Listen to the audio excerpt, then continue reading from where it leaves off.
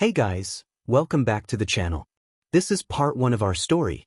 If you like this what if story and want to see part 2, let me know in the comments below. Before we start, don't forget to like, subscribe, and share this video with your friends. Also, check the description for more great content and my playlist. This story was posted by 𝗵𝗵𝗃𝗧𝗏 on Wattpad. Now let's start. Izuku Midoriya Stark, age 18, possessed the quirk of pyrokinesis and had the appearance reminiscent of Spider-Man. He cherished his girlfriend, his adoptive family, the Avengers, true heroes, jokes, and moments spent snuggling with his girlfriend. He enjoyed having fun and jamming out, while he held a strong dislike for 𝗳𝗵𝗃𝗁, the Green Goblin, the Sinister Six, 𝗵𝗃 villains, and anyone who was unkind to his girlfriend. His main suit was an Iron Man suit, complemented by web shooters, and he had a pet named Spider Dog. Izuku introduced himself as the friendly neighborhood Spider-Man, currently in pursuit of some criminals who had just robbed a bank, a serious offense in his eyes. He reflected on how 𝗳𝗵𝗃𝗁 constantly labeled him a menace, insisting he belonged in jail rather than among the Avengers. As he landed on the car of one of the robbers, he greeted the driver, who was instructed to shoot him. Dodging the bullet, Izuku skillfully evaded further attacks as the robbers fired at the roof of the car. He tore off a back door and pulled a passenger out, making a quip about their impending fall, which elicited a frightened scream from the robber. Using his web shooters, he secured the criminal just as 2 police officers arrived. Climbing onto the roof of the car, he faced the remaining 3 robbers and commented on the day's lovely weather, despite the chaotic New York commute.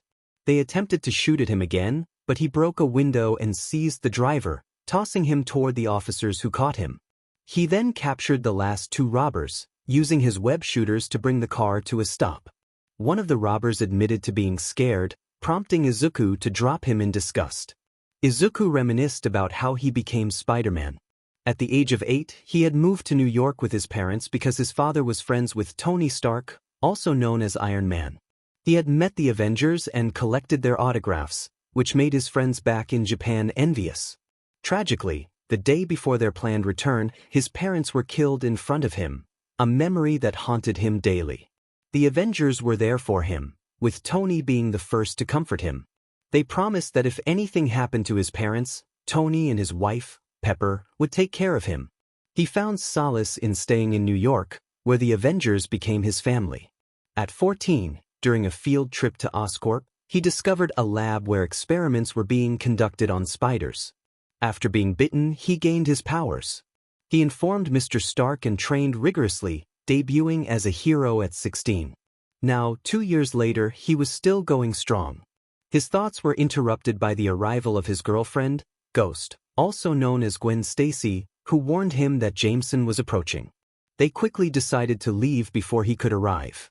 Izuku shared that Gwen was a childhood friend who had become his first love, and their relationship blossomed over the years. He recalled how she had once confronted him about a potential confession he was going to make to another girl, leading to a passionate moment between them that solidified their bond. As they settled into a comfortable routine, Gwen expressed concern for Izuku, knowing that the anniversary of his parents' death was approaching. He reassured her that he was okay, especially with her and their friends by his side. They planned to cuddle, but their moment was interrupted by a phone call from Uncle Steve, summoning them to Avengers HQ for an important discussion. Upon arriving at the headquarters, they entered the meeting room where Tony, Bruce, Steve, Natasha, and Clint were gathered. After greetings, Natasha initiated the meeting, and Tony revealed that he wanted Izuku and Gwen to attend UA University, which had always been Izuku's dream school. He reminded them of the threat posed by Venom, who had nearly turned Izuku to the dark side and endangered Gwen. Tony then presented footage of 4 female heroes who had changed their costumes, revealing that they were bonded with symbiotes. Izuku and Gwen exchanged worried glances, realizing the potential danger. Tony explained that they needed to investigate these new heroes and ensure they did not succumb to darkness, emphasizing the importance of their mission. They saw a girl with a ponytail wearing a yellow outfit talking to another girl with frog-like features. Nearby, another girl with jacks in her ears was rocking out, while another girl offered the symbiote some mochi. A girl with pink skin danced with the symbiote, and another girl simply hugged a red symbiote. Izuku acknowledged Bruce, who confirmed the situation, and Clinton reminded them to ensure the symbiotes did not corrupt the girls. Izuku understood, and Gwen noted that they might be aware of their approach. Tony confirmed this and mentioned that he and Steve had recommendations for them to attend. Izuku inquired about their departure, and Tony informed him that they would leave next week, allowing them 10 months to adjust to their new surroundings. Izuku expressed his excitement about returning to Japan and reconnecting with old friends. Tony then revealed that Izuku and Gwen would be sharing an apartment, prompting a shared moment of joy between them. However, Tony reminded Izuku that he had another matter to address. Izuku, feeling emotional, realized he had to tell Morgan about his mission, fearing it would break her heart. Tony acknowledged Izuku's concern, and Izuku accepted the situation, saying goodbye to his father. As Gwen and Izuku left, Steve, Bruce, Clinton, and Natasha smiled at Tony's words. Tony instructed Jarvis to record the moment. Outside, Izuku blushed as Gwen giggled at his embarrassment over calling Tony Dad. She reassured him that his smile was what mattered. They agreed it was time to prepare for their upcoming journey. Back at home, Gwen shared her mission with her parents, who wished her luck and urged her to be careful. Meanwhile, Pepper sat down with Morgan, who was upset about Izuku's departure. Izuku comforted her, promising to call when he could and assuring her that she was still his only little sister. He expressed his nervousness about returning to Japan after 10 years, but Pepper reassured him that he would be fine. Axel, their dog, joined them, and Pepper suggested that Izuku could take him along. Tony appeared as a hologram, confirming that Izuku was the only one who could handle the mission, despite Morgan's protests. Izuku promised to return after the mission. Gwen was with her parents, George and Helena, discussing her upcoming move. George expressed his disapproval, concerned about Gwen living with Izuku. Helena reminded him that they had lived together during school and work. Gwen emphasized the importance of her relationship with Izuku, explaining how he had supported her through difficult times. She recalled a moment when she wanted to change her hair and how Izuku had encouraged her. After some back and forth, George reluctantly agreed but reminded her to be careful. Gwen spent time with her younger siblings, who were also sad about her leaving. Meanwhile, Izuku packed in his room, holding a picture of his parents. He spoke to them, expressing his longing and excitement about attending UA, the school they had always supported him in pursuing. He wiped away tears, asking them to watch over him.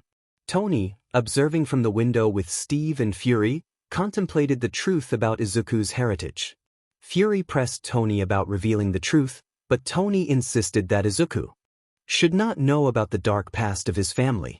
He reflected on his promise to protect Izuku and the love he had for him, vowing to keep him safe from hatred. In the following days, Tony spent time with Izuku and his family, visiting Disneyland and enjoying their time together. They encountered princesses who flirted with them, but Tony proudly displayed his ring, while Izuku mentioned he was taken, causing a playful jealousy among the princesses. They took pictures with Stitch, and Izuku gifted Morgan a giant plushie of the character, cherishing their time together before the journey ahead. Morgan thought Izuku was incredibly cute and fluffy. They went to grab something to eat, with Gwen feeding Izuku and vice versa. After their time at Disneyland, they spent the next few days enjoying various activities with their families. Izuku cherished moments with his Avenger family, engaging in training with Natasha and Steve, watching Bruce conduct experiments, seeing Hawkeye practice his archery, and witnessing Thor ride mystical beasts in Asgard. Although they had been warned to avoid Deadpool, Tony allowed Izuku to join him for some explosive fun. On the day of their departure, they found themselves at the 𝗧𝗵𝗲 helipad, saying goodbye to everyone. George asked Izuku to protect Gwen, to which Izuku assured him that she would always be safe. Morgan bid farewell to her big brother, and Izuku promised to complete his mission within a year. Tony reminded Izuku to take care of himself, and they boarded the plane, waving goodbye to their families. As the plane took off, Izuku and Gwen exchanged smiles, with Izuku promising they would return and make new friends. Upon arriving in Japan, Izuku, Gwen, and Axel entered the airport terminal, looking around in anticipation. Izuku recalled that Mr. Stark mentioned someone would be waiting for them. Gwen wondered who it could be, and Axel pointed out a figure holding a sign with their names. They approached the person, who wore a scarf and goggles. Izuku recognized him as the underground hero, Eraserhead. Aizawa confirmed his identity and explained that he was there to pick them up at the request of Nizu. Grateful for his assistance, Izuku thanked Aizawa, who revealed he was a fan of both Izuku and Gwen. They headed to Aizawa's car and drove to the apartment they had rented for their stay. During the drive, Aizawa noted that Izuku must be the son of Dragon Breath and Extreme, revealing he had been friends with Izuku's parents. He expressed his sorrow over their passing, but Izuku reassured him that it was okay. Aizawa mentioned how proud Izuku's parents were of him, which brought a smile to Izuku's face. As they arrived at the apartment, Aizawa informed them it was a short walk from UA and pet-friendly for Axel. They entered the building, took the elevator to the 9th floor, and stepped into their new home. Izuku opened the door, and they took off their shoes, stepping into the cozy living room. Gwen remarked on how comfortable it was, and Izuku reminisced about his childhood dreams of becoming a hero. In a flashback, young Izuku expressed his aspirations to his parents, who encouraged him. Back in the present, Izuku admired the apartment, feeling a sense of nostalgia. Gwen expressed excitement about using a Japanese bath for the first time, and Izuku promised to show her how everything worked. Aizawa requested a moment to talk with Izuku, and they moved to the living room. Aizawa explained the mission details and offered his assistance if needed. He reminded Izuku to carry his Avenger Hero license for patrols, which had become internationally recognized. Both Izuku and Gwen were eager to prove themselves as true heroes. Aizawa mentioned a forthcoming meeting with the staff and advised them to stay available for Nizu's contact. After Aizawa left, Gwen sat down while Izuku lay on her lap. She encouraged him to express his feelings, and he let his emotions flow, overwhelmed by the memories of his childhood home. Gwen noted that Tony must have taken great care of the place, and Izuku agreed, praising his father. After wiping his tears, Izuku expressed his love for Gwen, who reciprocated his feelings. They shared a tender moment before their stomachs grumbled, prompting them to seek out food. They arrived at a restaurant, where they ordered ramen. As they relaxed and chatted, Izuku's instincts kicked in, sensing something unusual. The door opened, revealing a family with frog-like features. One of them, Tsuyu, received praise from her father for her academic achievements. As she spotted Izuku, she blushed deeply, prompting her sister to inquire about her reaction. Tsuyu's mother noticed her daughter's interest in Izuku, while Tsuyu wrestled with her feelings, questioning why it bothered her that he was taken. Back at their table, Izuku asked Gwen for her thoughts on Japan, and she expressed her amazement at the new surroundings. "Your hometown is amazing," Izuku thought, as he enjoyed a bowl of ramen with Gwen. The aroma filled the air, and he felt grateful for the meal. Tsuyu and her family sat nearby, and Tsuyu couldn't help but gaze at Izuku. Gwen turned to him, asking when they would visit his friends. Izuku replied that it would be soon, expressing excitement about seeing them after 10 years. Gwen noticed his nervousness but reassured him, and Izuku joked about how his aunties would scold him for worrying them. As they ate, Tsuyu's family ordered their ramen. 𝗏𝗏 commented on how Izuku must have been living abroad, while Ganma wondered about the reason for his return. Satsuki pointed out that Tsuyu couldn't take her eyes off him, and Tsuyu admitted that she thought he was really cool. They watched as Izuku and Gwen finished their meal, and Izuku paid before they left the restaurant. Tsuyu expressed disappointment at his departure, but Satsuki comforted her, saying they would see him again. Outside, Izuku and Gwen discussed Tsuyu, with Gwen noting that she had a symbiote. Izuku acknowledged that was 1 down and 8 more to go. He asked AL for information about Tsuyu's family, and AL confirmed that he would provide it. Meanwhile, Nizu met with 2 seasoned heroes, Gran Torino and Recovery Girl. Nizu informed them that Toshinori was present for a mission from the Avengers. Gran Torino was surprised, and Recovery Girl expressed concern, remembering Nana's wishes for Toshinori to remain unaware of his past. Nizu reassured them that they would see him soon, emphasizing that was what mattered most. The scene shifted to Izuku and Gwen preparing to celebrate Fuyumi's birthday at the Todoroki family home. Izuku felt a mix of excitement and nerves about reuniting with his friends and family. He recalled how Tony had fought hard for him, understanding the pain of losing parents at a young age. As they arrived at the Todoroki home, Izuku hesitated at the door, but Gwen encouraged him to ring the bell. When the door opened, Aunt Ray rushed out, embracing him tightly and crying tears of joy. Ray welcomed Gwen, who introduced herself as Izuku's girlfriend. Just then, Uncle Enji called everyone inside, and they all gathered to see Izuku, astonished by his return. As they settled in, Izuku noticed that the house hadn't changed, but suddenly his spider sense tingled, prompting him to dodge an unseen threat. Mitsuki questioned where Izuku had been, and Masaru mentioned Stark's custody. Izuku explained that he couldn't return sooner due to safety concerns following his parents' tragic deaths. The family expressed their happiness at his return, with Natsuo commenting on how handsome Izuku had become and teasing about Gwen. As the conversation flowed, Katsuki demanded answers, and Izuku playfully reminded him of his potty mouth. He then demonstrated his abilities by crawling on the ceiling and shooting webs, revealing his identity as Spider-Man. Gwen introduced herself as Spider-Ghost, and the group reacted with excitement. Mayumi thanked Izuku for the birthday wishes, and 𝗵𝗲𝗄 confronted him about his true purpose for returning. Izuku admitted that he was sent on a mission by Iron Man and Captain America. He explained that he had once been bonded with a corrupting symbiote, which he managed to defeat with the help of Gwen and his friends. However, he revealed that other symbiotes had come from space and bonded with heroes and students, and he needed to investigate their influence. Tuya asked if Izuku would have to fight them, but Izuku clarified that he needed to observe their behavior first. Shoto inquired about how he planned to stop them, and Izuku explained their weaknesses to fire and sound, which could force them out of their hosts.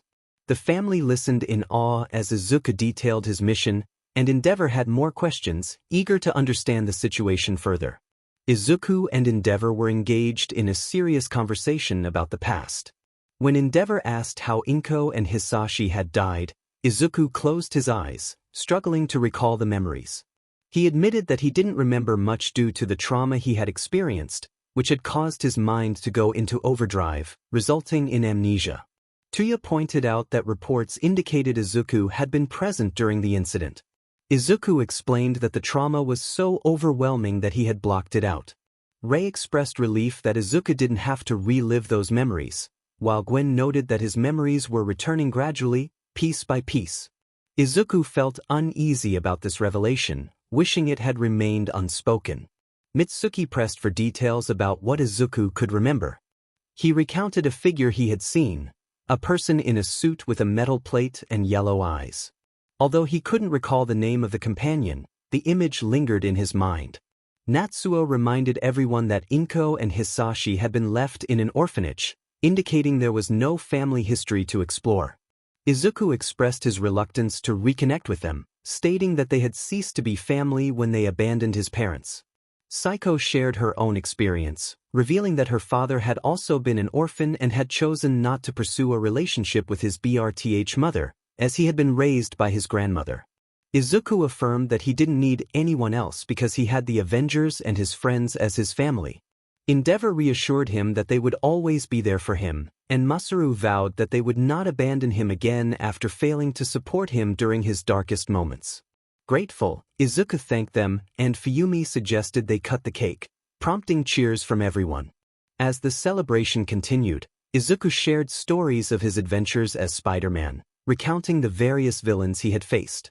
The group engaged in lively discussions with Ray, Mitsuki, Mayumi, Cammy, and Psycho asking Gwen questions about her relationship with Izuku, which she answered openly. Later, Izuku and Gwen returned home, reflecting on the enjoyable time they had spent with Izuku's extended family.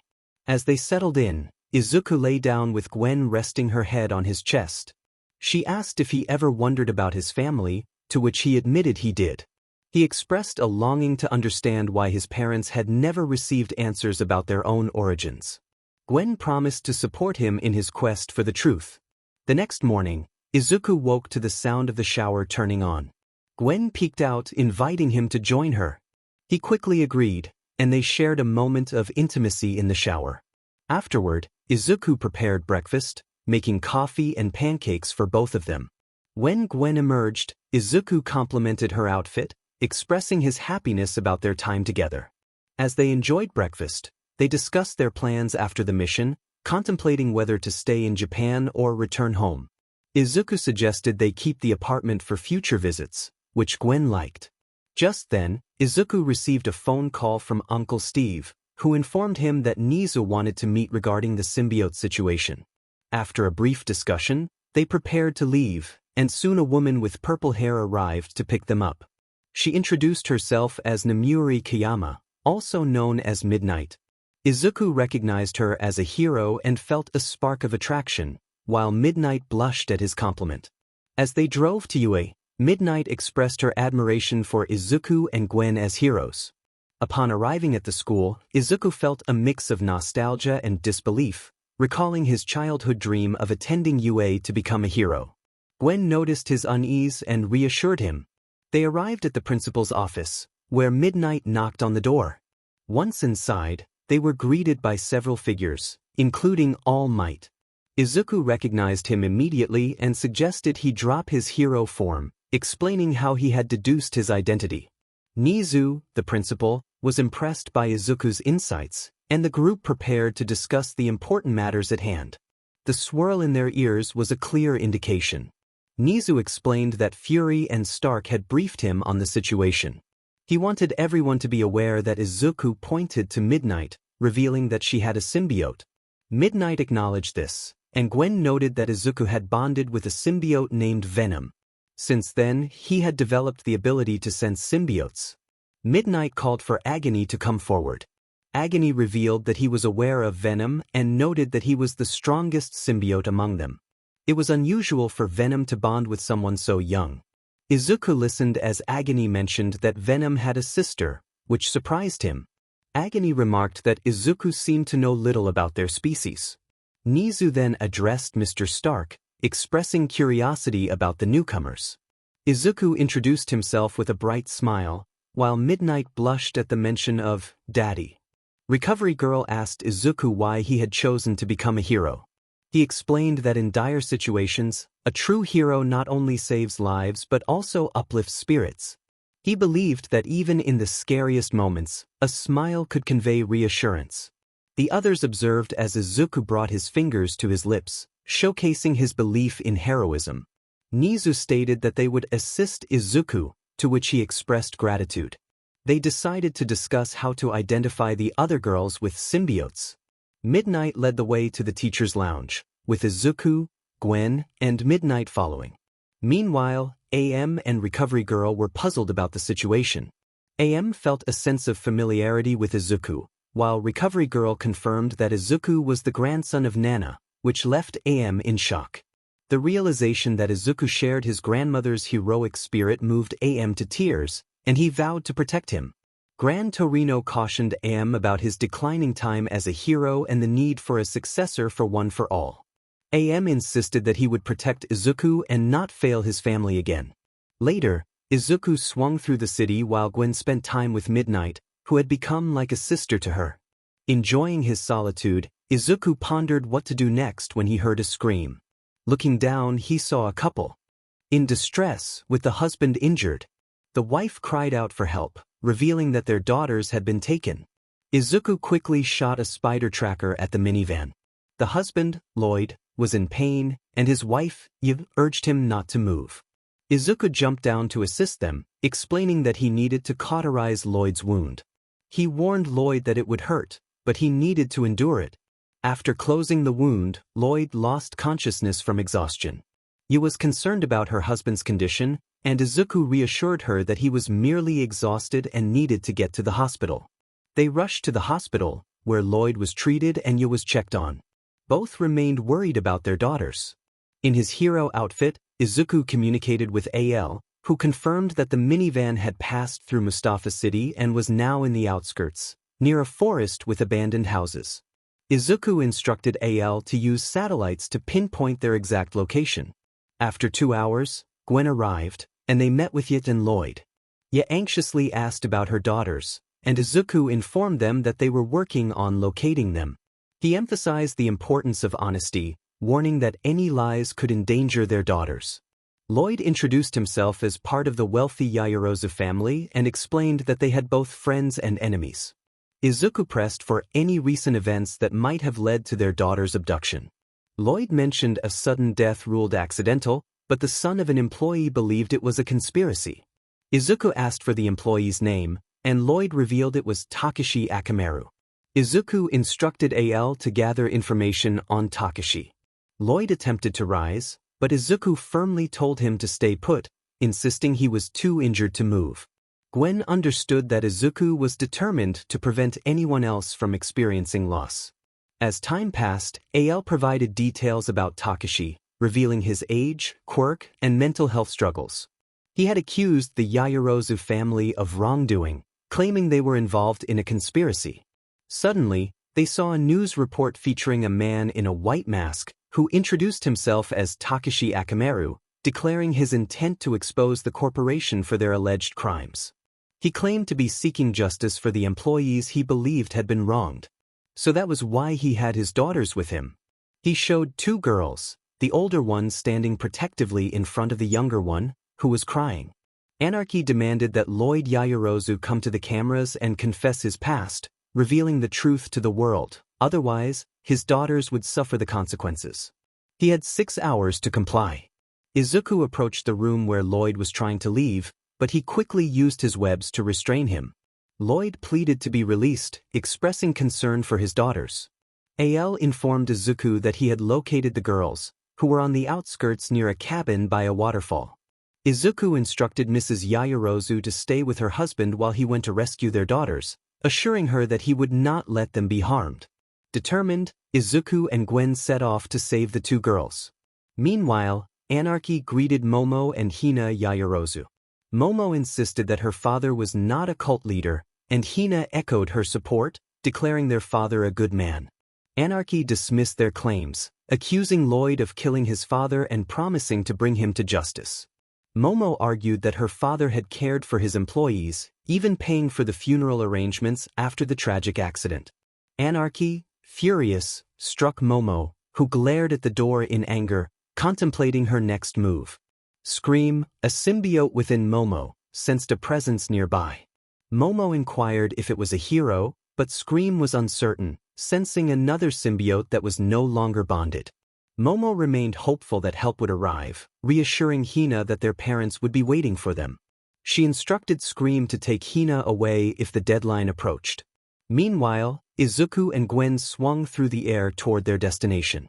Izuku urged Gwen to pick up the pace, and Tony Stark appeared, providing them with new hyper-hoverboards for faster travel.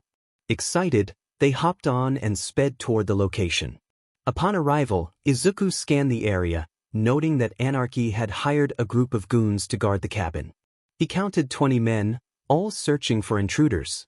Gwen asked about Anarchy and the sisters, and Izuku pointed out that they were locked in a room at the end of the cabin, while Anarchy watched a TV. They had 1 hour to act. Momo and Hina sensed something was amiss. 𝗧𝗵𝗃𝗃 felt the presence of a hero nearby, and Momo hoped it was true. As Izuku swung down, he quickly subdued one of the goons, silencing him with webs. Gwen took out 2 more with her agility, while Izuku climbed a tree to eliminate a sniper, reducing their numbers to 16. Gwen used her skills to incapacitate another goon, and Izuku stealthily took down another, knocking him out. The remaining goons were growing suspicious, prompting Izuku to signal for a swift conclusion to their mission. They coordinated their movements, taking down more guards quietly. As they continued, they pushed 2 goons into the waterfall, using their webs to keep them quiet. The remaining guards were now on high alert. Anarchy, realizing half his team had been taken out, demanded to know what was happening. Momo and Hina, feeling hopeful, recognized that Spider-Man was there to save them. Outside, the leader and his last 6 goons prepared for a confrontation, calling out to Spider-Man. Izuku, ready for action, swung down and kicked the leader away, while Gwen took out 2 more goons. They fought skillfully, dodging attacks and using their webs to trap the remaining threats. As the leader attempted to fight back with a lightning attack, Izuku and Gwen evaded his strikes and countered with their own moves, ultimately sending him crashing into the waterfall.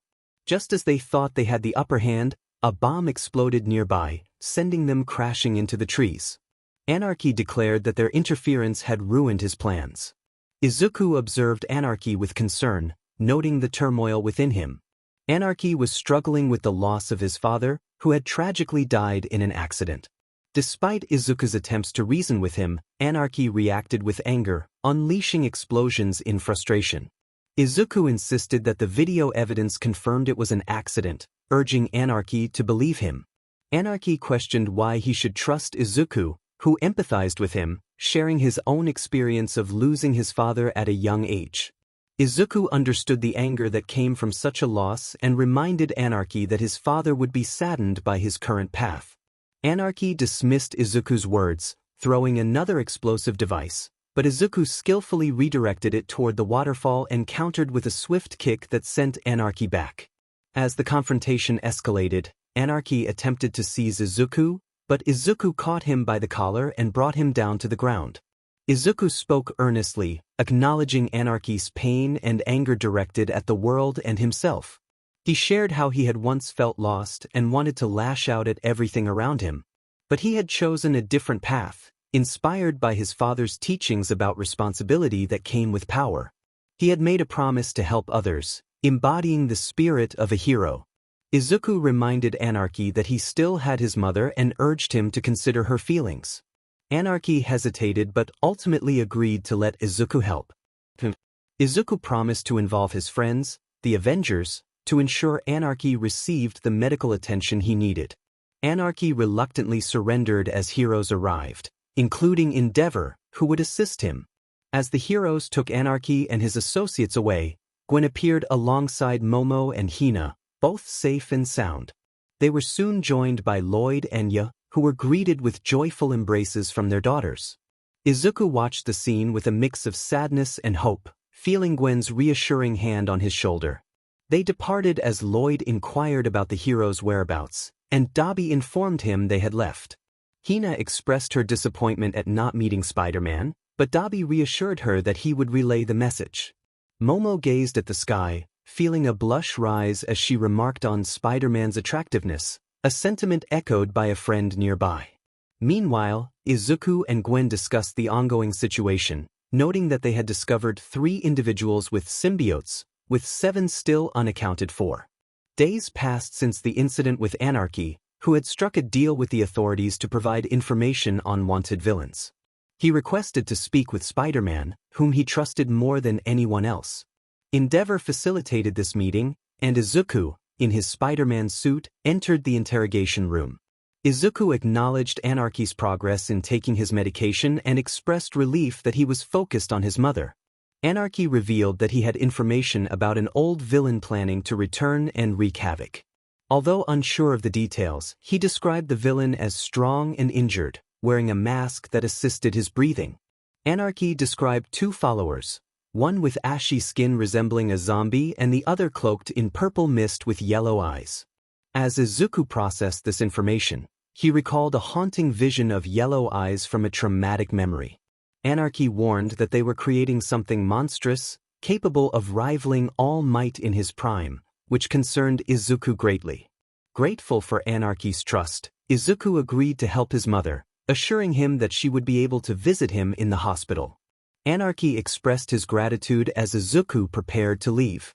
Outside, he encountered 𝗵𝗃𝗃, who inquired about his thoughts on the yellow-eyed figure. Izuku denied any recollection, and 𝗵𝗃𝗃 respected his response. As Izuku exited the police station, he returned home to find Gwen preparing lunch. They shared a meal of chili, discussing the 𝗎𝗎𝗎𝗍 family's longing to meet them in gratitude for saving their daughters. Izuku expressed his intention to consider the meeting and involve Gwen in the decision, reinforcing their partnership. With only 7 months remaining until UA, both Izuku and Gwen felt excitement for the future and the challenges ahead. It had always been Izuku's dream school since he was a child.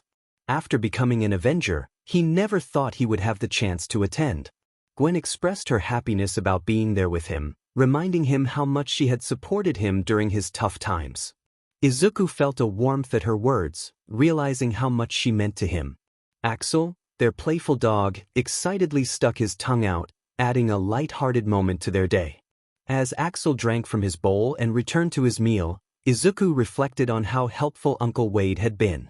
After finishing their lunch, Izuku washed the dishes while Gwen settled down to watch some TV.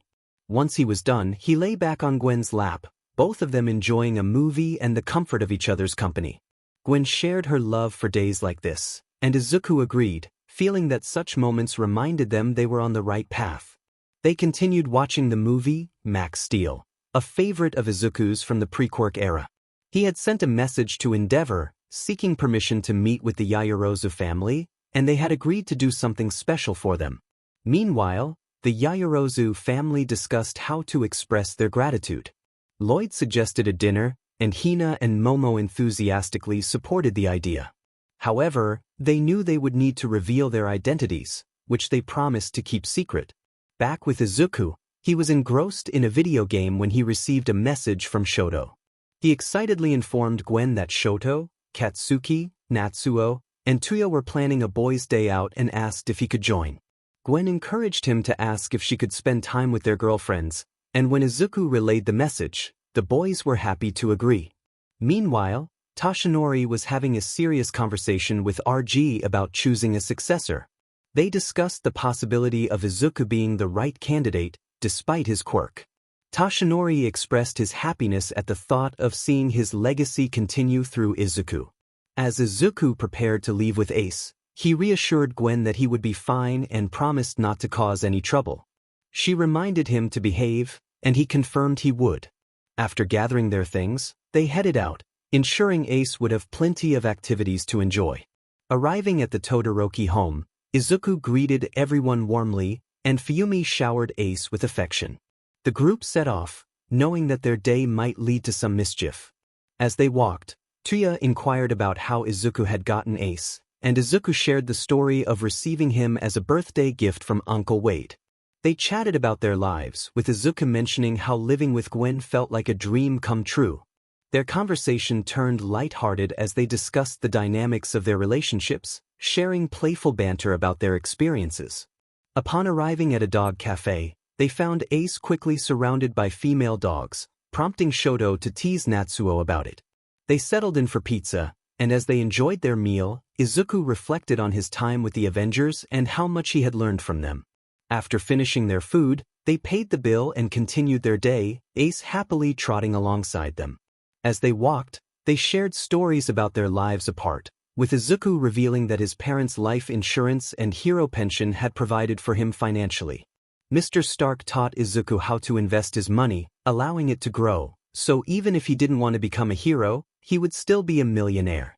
Tuya asked why Izuku didn't flaunt his wealth. Izuku explained that Aunt Pepper raised him to be humble and not to act like those wealthy individuals who think the world revolves around them. He believed in staying grounded. Tuya noted that his mother and Aunt Mitsuki would have taught him the same values. Izuku then spotted a music store and suggested they go inside. The group agreed. Inside the store, Izuku admired the guitars as the owners emerged from the back. Kayadaku introduced himself and his wife, Mika, as the store's owners. Izuku expressed interest in the guitars, and Kayadaku showcased one of his best pieces. Izuku found it appealing and wanted to try it out. Kayadaku encouraged him to do so. As Izuku played, a girl named Kyoka entered the scene, curious about who her father was with. Kayadaku informed her he was with a customer. Kyoka blushed, thinking Izuku was attractive. Izuku noticed her symbiote and thought he should tell Gwen about it. Mika, observing her daughter's reaction, hoped Izuku was single.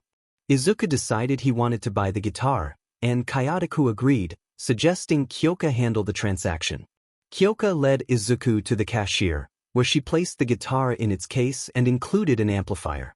The total came to 250,000 yen, which Izuku paid while flashing a charming smile that made Kyoka blush. After thanking her, Izuku left the store with his friends. Tuya asked if Gwen allowed him to have the guitar, to which Izuku replied affirmatively. Kyoka, feeling a bit down, realized he had a girlfriend. Meanwhile, a voice in her head urged her to take action, but she dismissed it. As Izuku walked away, Mika comforted Kyoka, reminding her there were plenty of other options. Kyoka acknowledged that Izuku seemed different, leaving her uncertain. Deku, overhearing, felt protective of his daughter and considered ways to keep her safe. Mika suggested using her charms to win him over, and 𝗬𝗁𝗃 hesitated, unsure of how to proceed. Later, Izuku called Gwen, who answered, concerned he was in trouble.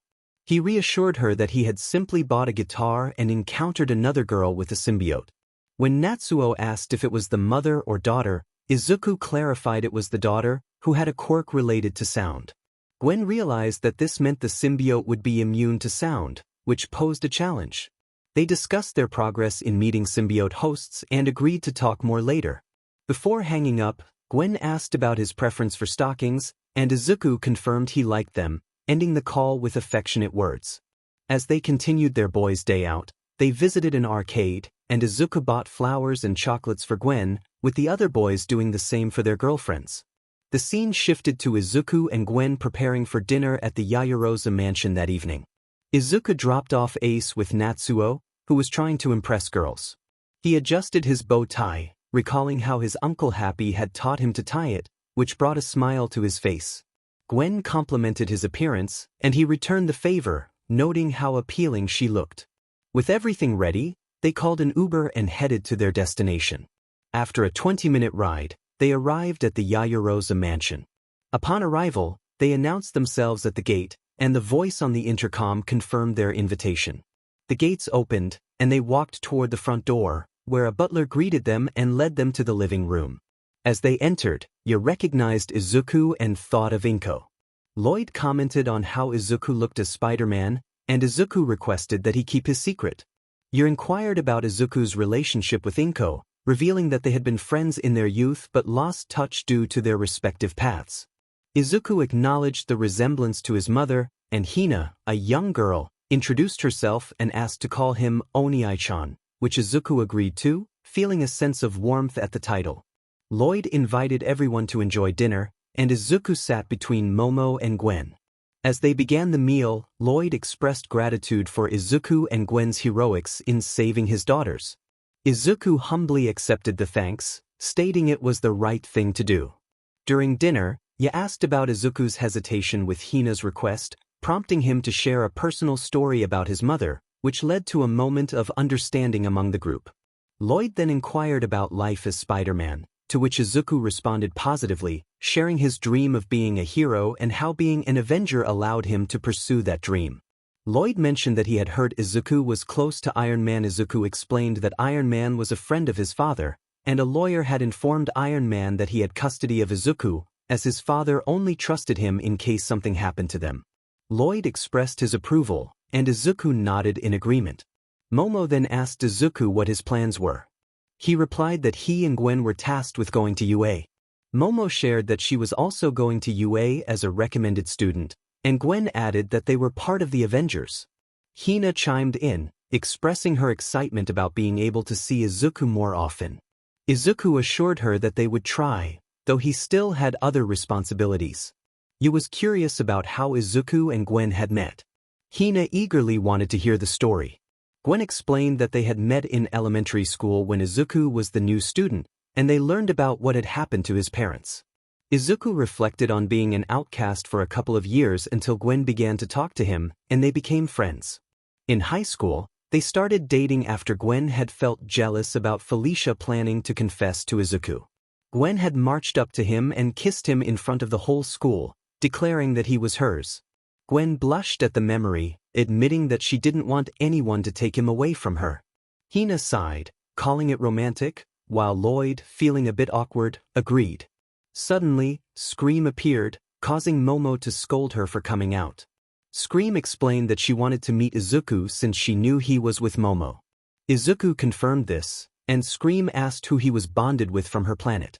Izuku replied that it was Venom. 𝗬𝗵𝗲 then mentioned that Venom had a sister, to which Izuku acknowledged that he sensed her presence. 𝗬𝗵𝗲 noted that Venom had left some of his abilities with Izuku, who clarified that he only had sensing and healing abilities, but not as powerful as Venom's.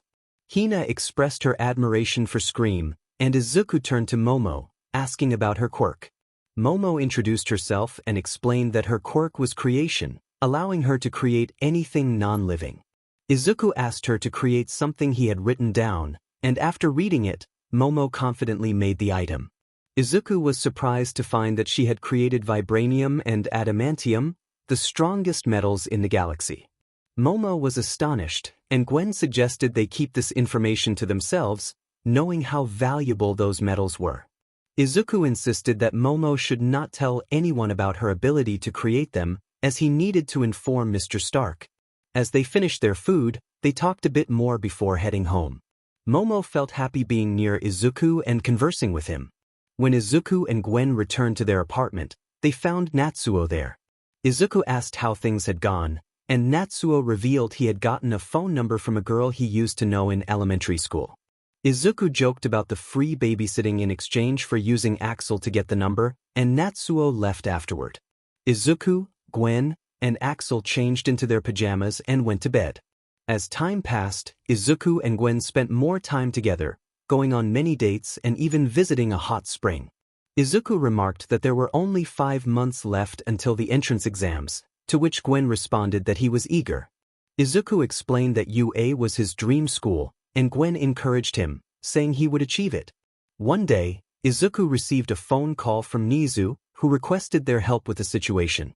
Izuku agreed, and Nizu asked them to come to UA in their hero costumes. They quickly changed and swung toward UA, landing at the entrance. Aizawa greeted them and led them to Nizu's office, where they opened the door. Nizu introduced Mirai Sasaki, who needed Izuku's help. Mirai explained that he had been investigating the Yakuza and the 8%ers, a ruthless gang associated with 𝗲𝗏. He revealed that he lacked enough evidence for a warrant to search their premises but suspected illegal activities. Gwen inquired about what was happening, and Mirai disclosed that 𝗲𝗏 was creating bullets capable of erasing quirks. Izuku was shocked to learn that a hero had lost his quirk after being hit by one of these bullets. Mirai continued, revealing that they had discovered something troubling in the bullet, human BLD. Upon further investigation, they traced the BLD to a 6-year-old girl who was the granddaughter of the former Yakuza leader, currently in a coma. Izuku was appalled to learn that the girl's quirk allowed her to rewind things. Mirai explained that 𝗲𝗏 and his men were using the girl, named Eri, to create these quirk-erasing bullets. Izuku clenched his fists in anger, feeling flames of fury rising within him. Mirai then explained that they had also found out about Eri's twin brother, Eren, whose quirk allowed him to forward things. This meant that 𝗲𝗏 was likely keeping Eren to ensure Eri complied with their demands. Gwen realized the implications of this, understanding that Eri was being tortured. Determined, Izuku asked Mirai what they needed to do. Mirai requested that, since the Avengers had more power, they could infiltrate 𝗲𝗏's hideout while he led a team to assist. Izuku and Gwen decided to take on the mission without calling in a team. Gwen expressed her confidence, stating that she and Spider-Man could handle it. Mirai, however, raised a concern, prompting Nizu to ask if they were sure. Izuku confirmed their determination, emphasizing that they couldn't forgive those who harmed children. Mirai agreed to accompany them but insisted on going in after they had assessed the situation. Izuku requested 2 hours to deal with it, asking for details about their adversaries. Mirai began to share what they knew about the members of the 8%ers, starting with Kai Chisaki, known as 𝗲𝗏. His quirk allowed him to disassemble anything he touched, giving him control over matter. He could disassemble people either to harm them or to heal their wounds. Izuku acknowledged 𝗲𝗏's strength. Next, Mirai introduced Hori Kurono, whose quirk, chronostasis, enabled him to slow down the movement of anything he touched with his clock-like hair. Gwen noted that he would be a tough opponent, but Izuku was determined to find a way to overcome him. Mirai continued with Join Irinaku, also known as mimicry, who could transfer his consciousness into objects, gaining control over them as if they were his own body. Izuku reassured Gwen that their web shooters had anti-theft mechanisms, so they would be fine. Mirai then detailed the 8%ers, the Yakuza's bodyguards. He introduced Shin Nemoto, whose quirk forced victims to answer truthfully after being questioned, prompting Gwen to caution about his abilities. Next was Rukia Katsukane, who could siphon stamina from his enemies, using that energy to enhance his own size and strength. Mirai described Toya Setsuno, whose quirk, larceny, allowed him to relocate objects from others to himself, though he needed to know their location. Izuku noted that he had a good intuition about these things. Mirai introduced 𝗬𝗁𝗎𝗀, who could produce sharp, durable crystals from his skin for both offense and defense. 𝗬𝗵𝗲𝗺𝗵𝗃, whose quirk allowed him to consume any solid substance, followed. Finally, Mirai mentioned 𝗬𝗫𝗵𝗃𝗧, who could unleash rapid punches at extreme speed for a short duration.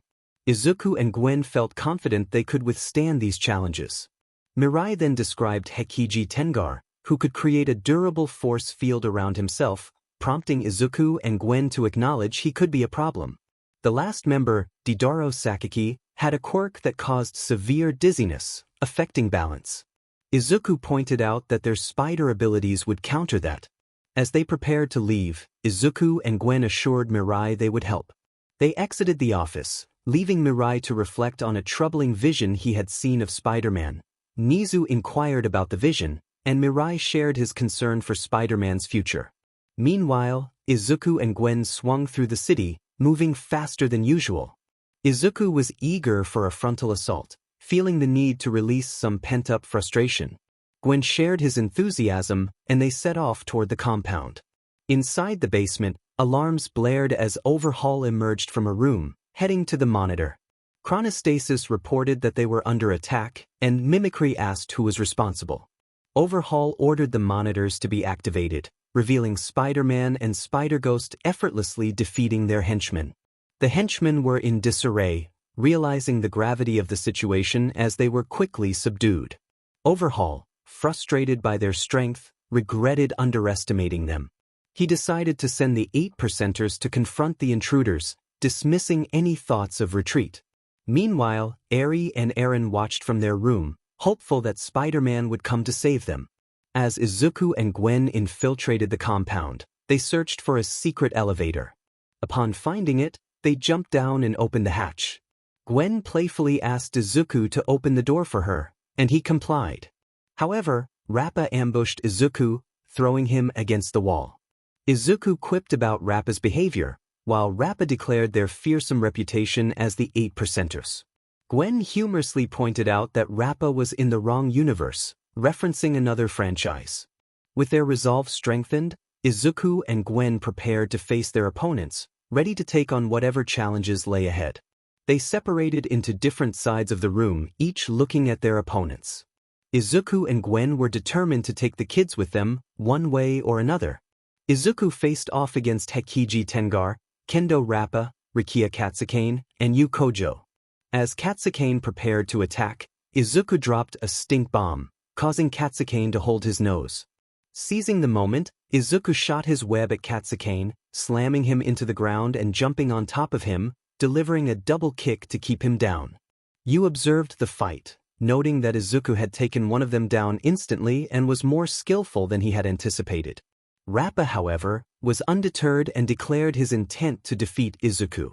He launched a barrage of punches toward Spider-Man, frustrated when Izuku effortlessly dodged. Izuku explained that his spider sense allowed him to predict Rappa's attacks. Rappa's assault was halted when Izuku delivered a powerful punch to his jaw, followed by a swift move that knocked Rappa out. Izuku looked for his next opponent, while Tenga and Yu realized they needed to take the fight seriously. Yu crystallized his arms, forming a sword and challenging Izuku. As Izuku dodged Yu's attacks, he grabbed the crystals and shot webs at Yu's back, sending him flying. Izuku attempted to punch him, but 𝗬𝗃𝗁𝗍 created a barrier around himself. Izuku remarked on the strength of the barrier, to which 𝗬𝗃𝗁𝗍 responded dismissively. Izuku then decided to heat up the crystal, surprising 𝗬𝗃𝗁𝗍 as it began to crack under pressure.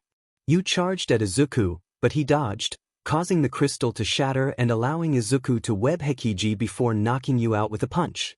Meanwhile, Gwen faced off against 𝗎𝗪𝗎𝗍𝗍𝗍, 𝗬𝗵𝗲𝗍𝗍𝗏, 𝗨𝗀𝗧𝗔, and Shin Nemoto.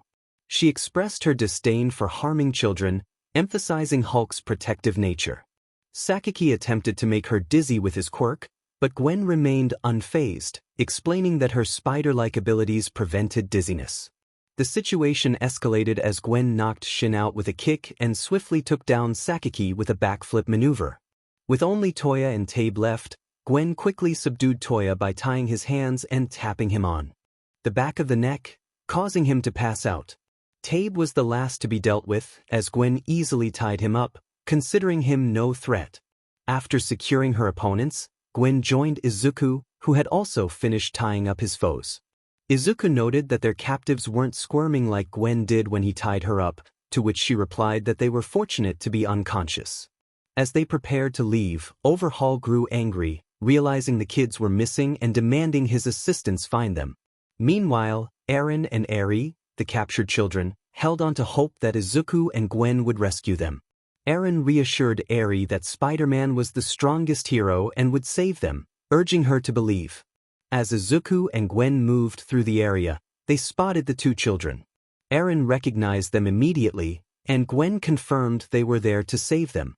After introducing themselves, Izuku and Gwen's spider senses went off, prompting them to grab the kids and leap back just as spikes erupted from the ground. 𝗬𝗏𝗺 demanded the return of his cures, but Gwen firmly refused. As Izuku shot webs at their pursuers, he suggested calling for backup from the heroes. Gwen contacted Sir Night-Eye, informing him of the situation and that they had the kids. Mirai confirmed he was ready with heroes outside. As they prepared to escape, Izuku warned Gwen of an incoming spike, and she ducked just in time. He handed Eren to her, instructing her to take the kids to safety while he faced 𝗬𝗏𝗺 alone. Gwen agreed, and as she left with the children, Izuku confronted 𝗬𝗏𝗺, who created extra arms to attack him. Izuku quipped about 𝗬𝗏𝗺's resemblance to Doc Ock, ready to defend himself against the villain's onslaught. Meanwhile, Gwen safely brought 𝗬𝗏 and Eren outside, placing them down gently.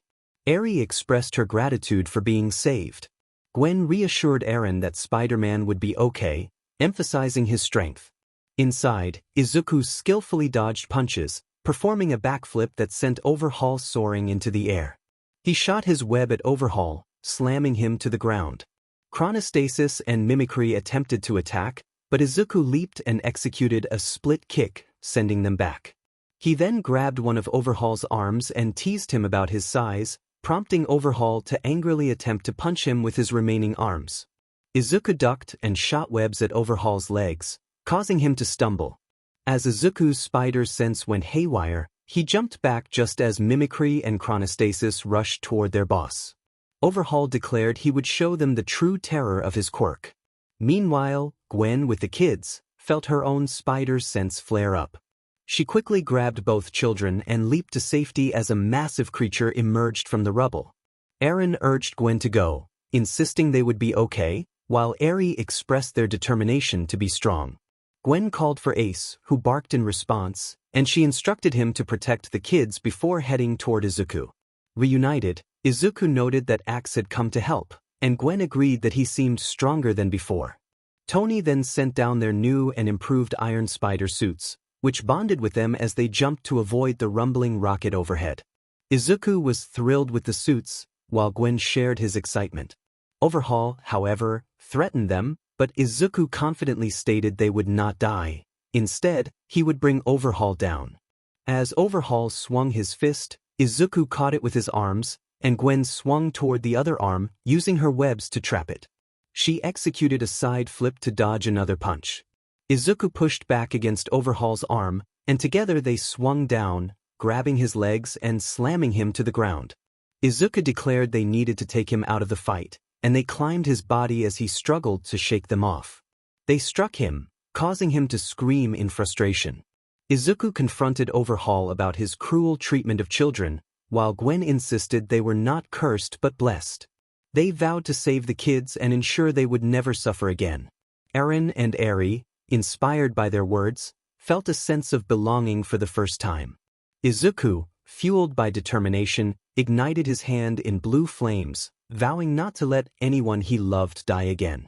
He leaped high into the air and unleashed a powerful attack, Blue Blaze, which caused 𝗬𝗏𝗺 to scream in pain as he emerged from the fight. In a final coordinated effort, Gwen and Izuku delivered a double punch that knocked him out cold. As they landed, Izuku noticed his arm was slightly burnt but reassured Gwen he was alright. They placed 𝗬𝗏𝗃𝗃𝗃 on 𝗬𝗏𝗺 and called for backup, who soon arrived. The two heroes turned to the kids, who hugged them tightly, expressing their gratitude for being saved. Gwen and Izuku embraced the children, who cried in relief. 𝗵𝗲𝗏 watched with a smile, but his expression changed when he saw the spirits of Hisashi and Inko beside Izuku, beaming with pride. The scene shifted to the hospital, where the news of the Yakuza's arrest by Spider-Man and 𝗬𝗲𝗏 spread, and the crowd cheered. Inside, 𝗵𝗲𝗏 entered with Rei, Mitsuki, and Masaru, who immediately hugged Gwen and Izuku. They returned the embrace, and Rei asked if they were okay. Gwen replied that they were doing well, and Izuku confirmed their safety.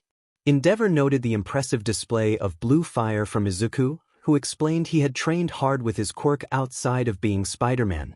Masaru praised them for their bravery, and Gwen expressed concern about what Jameson might say. Izuku agreed, knowing he would likely have something negative to report. Mitsuki shared her relief at their safety, mentioning how worried they had been when 𝗵𝗲𝗏 informed them of the situation. Izuku reassured them that he had faced more dangerous missions than the Yakuza, and Rei expressed her concern for his safety. Izuku explained that he had been trained by the Avengers and that Mr. Stark had assisted them with their new suits. Nizu entered, commending their successful mission and confirming the arrest of all villains, including 𝗬𝗏𝗏. Izuku inquired about 𝗬𝗏𝗏's condition, learning that he had sustained severe injuries but would eventually heal. Gwen remarked on their own strength, while Nizu noted the Avengers were pleased, especially Iron Man regarding his son. When they discussed the twins, Nizu revealed they had no relatives, as their grandfather was in a coma. Gwen then requested a private conversation with Izuku, and they stepped away.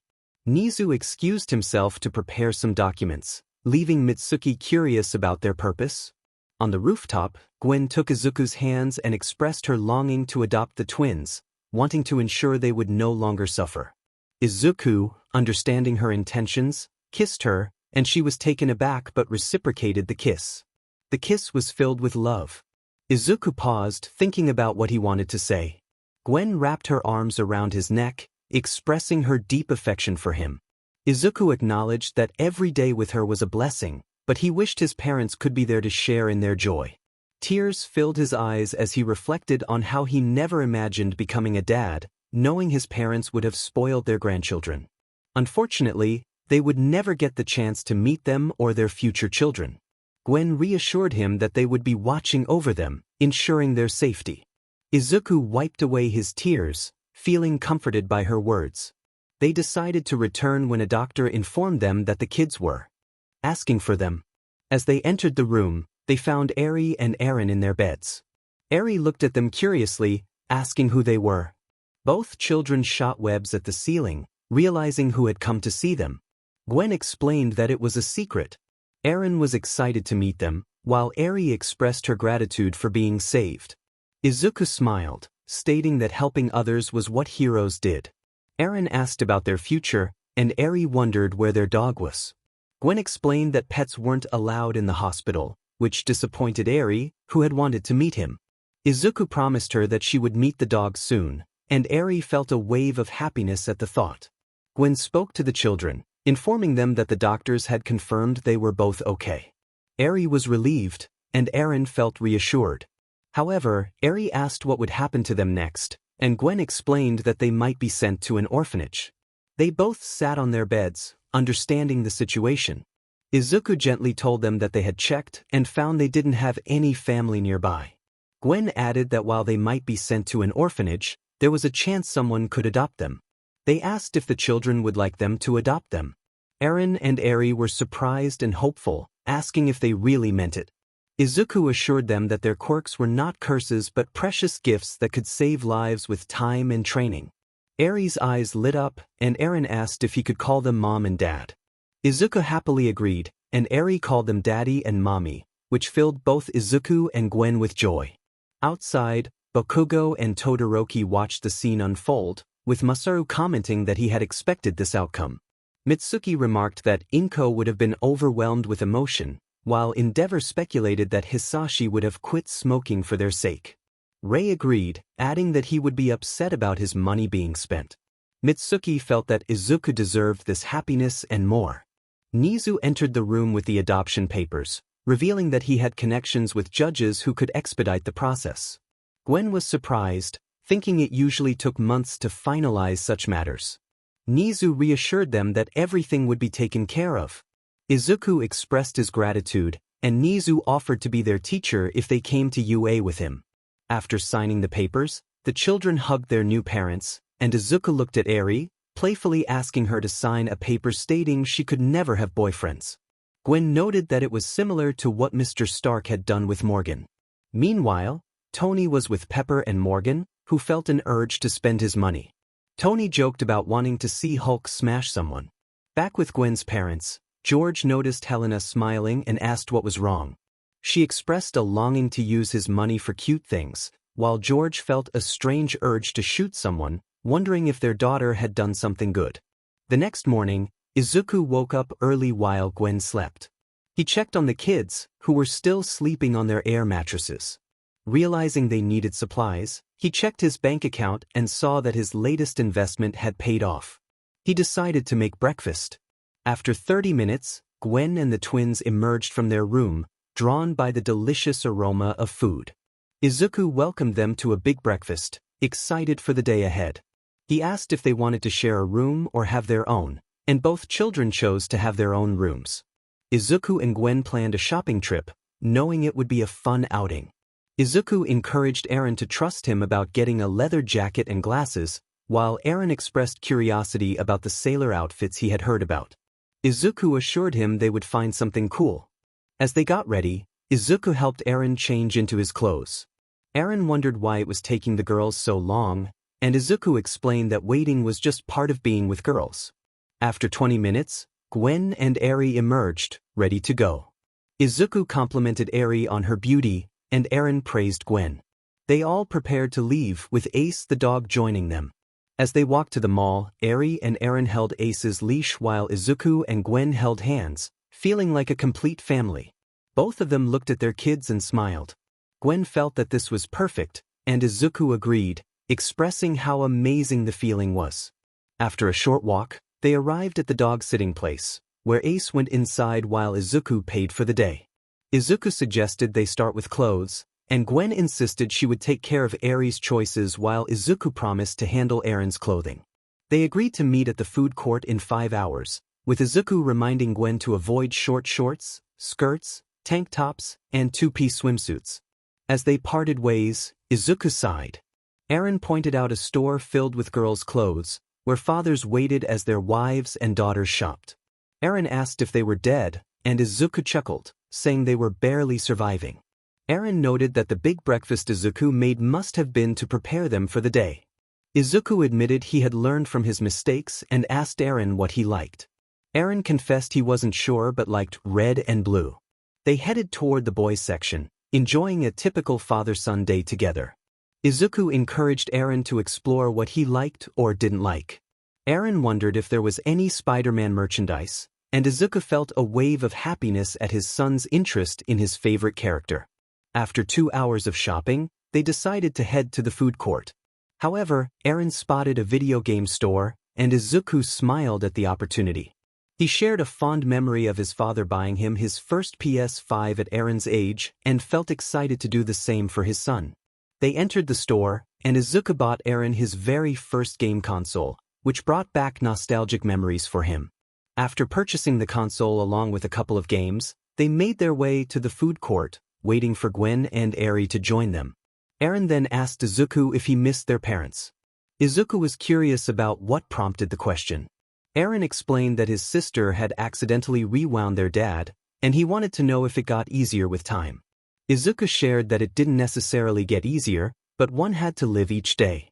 He recounted his own feelings of sadness and anger after losing his father, but how Mr. Stark had been there for him.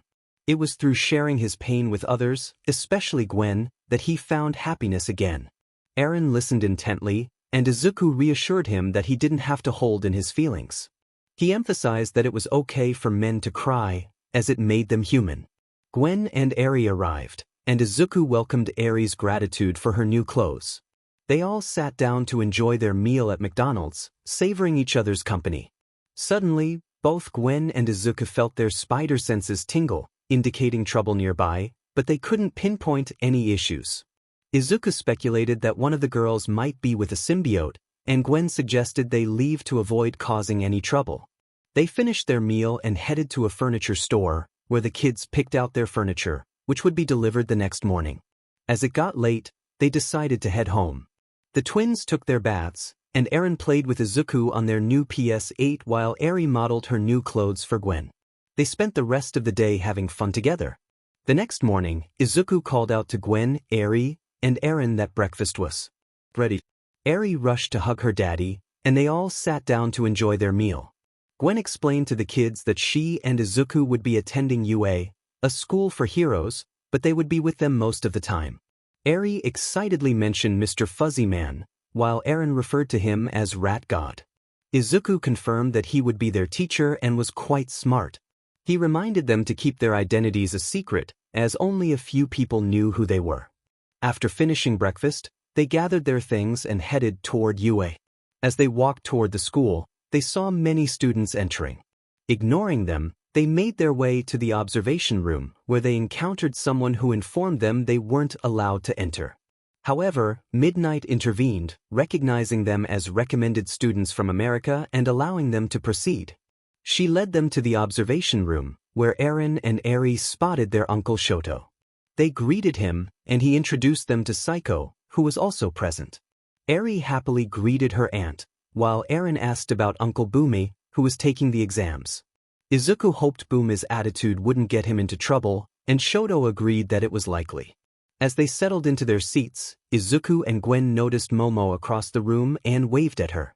All Might felt a surge of happiness seeing Izuku, recognizing a part of his empire in him and vowing to keep him safe from All for One. Izuku speculated about who would come out on top in the exams, and Shoto confidently mentioned Katsuki and Kami, revealing that they trained hard to become heroes to find him. Shoto found it endearing that Izuku was determined to find his friend. He acknowledged that Izuku was not just a friend but also his rival. Izuku was resolute, stating that he wouldn't let Shoto get ahead of him, to which Shoto replied that he didn't expect anything less. Nizu, addressing the group, informed them that as his recommended students, they were to take a test and submit it to him when completed. Izuku and Gwen quickly finished their tests, impressing Nizu, who praised them for their efforts. As the 3 hours passed, they observed other students taking the test. Izuku was engaged in a playful game of patty cake with his daughter, Eri, who giggled as she declared victory. Shoto smiled at the scene, and Psycho, curious, asked what he was smiling about. Shoto shared his thoughts on naming a future daughter Shomi, causing Psycho to blush. Endeavor watched the exchange with a bemused expression. Once the exams concluded, they moved on to the next stage, where Present Mike was giving instructions. A boy with glasses was lecturing him about the information being inadequate, which prompted Katsuki to make a comment that made everyone laugh. Shoto remarked that the boy got what he deserved, while Izuku hoped he wasn't a fan of Jameson, and Gwen agreed. As they continued to observe the screen, Izuku noticed 3 girls, one with pink skin and horns, another blonde, and a third with chestnut hair. He pointed them out to Gwen, who recognized them as potential hosts for symbiotes. Momo added that they were more of Scream's people, and Izuku noted that the girl with chestnut hair had a symbiote similar to Venom's.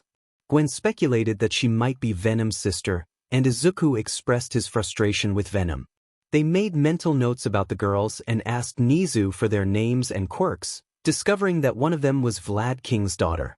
𝗵𝗲𝗄𝗏 explained that Carnage was the parasite living inside his daughter, Scream, who then emerged to clarify that they weren't parasites.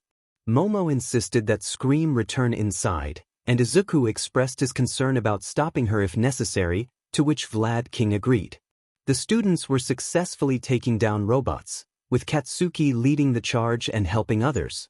Izuku noted how much stronger Katsuki had become, and Shoto agreed, mentioning that they both needed to keep improving. Nizu then decided it was time to introduce some excitement by releasing the 𝗬𝗫𝗿. While most students ran away, Katsuki charged toward it, leaping high and striking its head, declaring his victory. The 𝗬𝗫𝗿 fell, and Katsuki carried Kami in a bridal style, prompting Izuku to comment on his change, attributing it to Kami. After the exams, Izuku, Gwen, Shoto, Psycho, and the twins met up with Katsuki and Kami. Izuku complimented Katsuki, who confidently affirmed his status, while Kami suggested they go out for a meal, and everyone agreed. As they left, Izuku noticed the three girls he had seen earlier chatting together. They blushed at the sight of him, with one girl remarking on his cuteness, while another expressed curiosity about his name. Tsuyu informed them that the blonde girl had called him Izuku, and they all agreed it was a cute name. Tsuyu, Mina, Ochako, and Himiko discussed their hopes of being in the same class, with Mina confidently stating it was a given. Meanwhile, Momo waited for her best friend Kyoka, and they both headed home. Back with the teachers, All Might inquired about whether Nizu had informed Izuku about his grandmother. Nizu explained that Stark had advised against it, as it could put Izuku in danger. All Might expressed his concern that if Izuku learned of her presence, he might seek her out, and Nizu hoped that wouldn't happen. As the day progressed, Izuku and Gwen prepared breakfast for their children, Eri and Eren. The kids greeted their parents cheerfully, and Izuku asked if they had slept well. Gwen expressed her excitement for the day ahead, and they all sat down to enjoy their meal together. Izuku felt a sense of fulfillment being at his dream school, a place where his parents had once trained to become heroes. He felt grateful to have Gwen by his side and contemplated proposing to her. After breakfast, they gathered their bags and headed to the car, driving to the UA parking lot. Arriving early, they made their way to Nizu's office and knocked on the door. Nizu welcomed them warmly, asking if Eri and Eren were ready for a fun day. The children enthusiastically affirmed, and Nizu encouraged them to have a great time. As they hugged their kids goodbye, Izuku and Gwen walked toward their classroom. While exploring the school, Izuku paused to admire a display case featuring his parents in their hero costumes from one of their first missions. Gwen reassured him that it was real and that his parents would be proud of him. They continued to their classroom, where they found it empty and decided to sit and wait for others. When Aizawa entered, he acknowledged their presence and informed them that he would be sleeping behind the desk, instructing them not to tell anyone. He also pointed out that Izuku was sitting at his father's old desk, while Gwen occupied his mother's desk. Izuku expressed gratitude for the information, and as Aizawa settled in for a nap, Izuku touched the desk, feeling a connection to his father. Gwen held his hand, and they shared a tender moment, leaning their heads together with smiles on their faces. Saiko suggested that the others find a private space, and Izuku apologized for the interruption. Kami found their interaction endearing, while Shoto noted that they didn't argue like that when he and Saiko were together. Katsuki proposed they sit down, and as they did, more students entered the room. Izuku noticed Momo arriving alongside a girl with jacks, followed by a girl with chestnut hair and another with blonde hair, who were chatting. A pink-skinned girl joined them as well. Three of them recognized Izuku, especially Momo and Kyoka. Then, a boy with glasses entered, preparing to speak, but Izuku noticed everyone was present and moved toward the podium. Tenya Ida introduced himself and began to ask a question when Izuku interrupted, mentioning that it was time for their teacher to arrive. A groan echoed through the room as a yellow sleeping bag stirred, revealing a man with tired eyes. Shota Aizawa introduced himself as their homeroom teacher for the next 3 years and instructed them to put on their PE uniforms and meet outside. As they changed, Izuku removed his shirt, revealing scars on his back, which shocked the others. One boy exclaimed in surprise at Izuku's injuries, but Izuku couldn't share the details. Kirishima complimented Izuku's physique, while Katsuki remarked that their teacher would be furious if she saw those scars. Izuku pointed out a particularly noticeable scar on his shoulder and explained that he had forgotten about it, having sustained it during a past incident. The boys expressed their sympathy, but Ida unwittingly crossed a line by suggesting Izuku's parents should be arrested. Izuku revealed that his parents had died when he was 8, and the scar was a reminder of the person responsible for their deaths. The boys glared at Ida for his insensitivity. Suddenly, someone made a crude remark about the girl's side, prompting the trio to confront him. They warned him to keep quiet about their friends, and he quickly complied, frightened. Izuku instructed the girls to cover the hole in the wall, promising to inform their teacher about it. Gwen agreed and they moved on. On the girls' side, Momo expressed a longing to create something, while another girl noted how lucky they were to have such amazing boyfriends. Kyoka mentioned hearing about Izuku's tragic past, which made the girls feel sympathetic. Gwen suggested they hurry outside, as their teacher didn't like tardiness, and Psycho agreed. Once outside, they saw Izuku speaking with Aizawa about the whole. Aizawa thanked him and mentioned he would inform 𝗵𝗃𝗀𝗀𝗧𝗏. Izuku responded respectfully, recalling how his mother had taught him to treat women with respect. Aizawa remarked that he reminded him of her when dealing with perverts. Izuku then asked if he could inquire about his parents later, to which Aizawa agreed. He then announced that they would begin the quirk assessment test. Some students questioned the absence of orientation, but Aizawa explained that UA allowed teachers to conduct their classes as they saw fit. He emphasized the importance of assessing their abilities through 8 different tests. Aizawa called Izuku and Stacy over for a private conversation, instructing Izuku to use his quirks instead of his spider powers. Izuku agreed, and they returned to the group, leaving the others puzzled, except for those who were aware of the situation. Aizawa gathered the class and explained the quirk assessment process, urging them to give their all, warning that failure could lead to expulsion. Ochako protested, but Aizawa pointed out that life had not been fair to Izuku, who shared that he lost his parents at a young age. The class was taken aback by his revelation, and Izuku emphasized the need to strive for improvement. With that, Aizawa outlined the assessments they would undertake: the 50-meter dash, sandbox jump, grip strength, high jump, push-ups, sit-ups, running, and softball throw.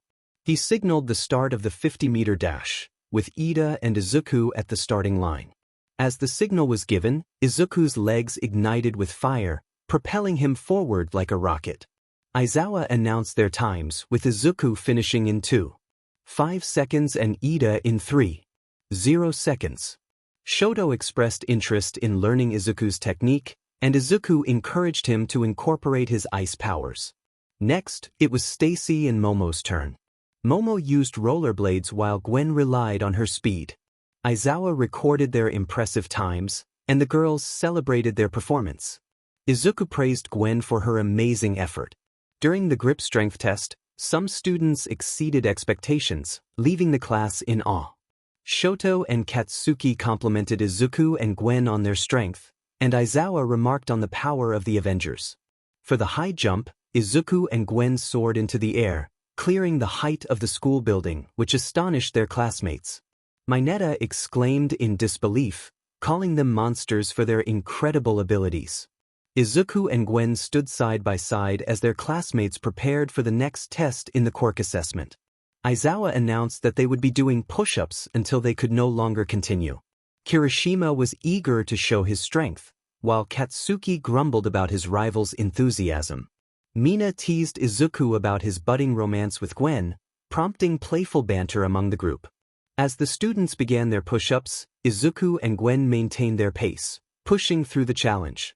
After 20 minutes, some students began to falter, but Izuku, Gwen, Katsuki, and Shoto remained determined. Another 10 minutes passed, and Aizawa called for Gwen to stop, acknowledging her impressive performance. Next, Aizawa introduced the sit-up portion of the assessment. Gwen eagerly asked if they could partner up, and Izuku happily agreed. They worked together, with Gwen completing over 700 sit-ups, followed closely by Izuku matching her effort. The running test followed, and Aizawa permitted the use of quirks. Izuku transformed, igniting his flames, while Gwen matched his speed. They chatted about dinner plans, with Gwen craving hamburgers and fries, and Izuku suggesting pudding for dessert. Aizawa interrupted their conversation, reminding them to focus on the test.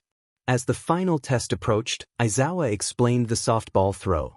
Each student had to throw the ball as hard as they could using their quirks. Ochako amazed everyone with her incredible throw, and Izuku followed suit, launching the ball high into the sky. Aizawa recorded the distances, and when it was Gwen's turn, she threw with all her might, earning a respectable score. While Aizawa tallied the results, Eri and Eren appeared, having finished their own school day. They excitedly greeted Izuku and Gwen, who explained that they had adopted the children a few months prior. Their classmates were surprised but intrigued by this revelation. As Aizawa announced the results, Mineta attempted to make a crude comment but was swiftly expelled for his behavior. The class reacted with a mix of shock and amusement, while Izuku defended Eri, showing his protective nature. Aizawa instructed the class to introduce themselves, and they began sharing their quirks and interests. Aoyama proudly showcased his naval laser, while Mina introduced her alien companion, Toxin. Tsuyu shared her frog-like abilities and her own symbiote, Sleeper. Tenya introduced himself with his speedy quirk, and the class continued to bond over their unique abilities and personalities. As they settled into their new dynamic, the excitement of their journey as heroes began to unfold. Izuku admired his older brother and a news reporter named Jonah Jameson. Eri asked what was wrong, and Izuku reassured her that he was fine. Ochako introduced herself as Ochako Uraraka, sharing that her quirk was anti-gravity. She also introduced her friend, 𝗬𝗵𝗲, who looked at Izuku and noted that he was the one who had her brother with him. Masahiro Ojiro introduced himself, mentioning that his quirk involved his tail, which he felt was not very useful, but he made up for it with his martial arts skills.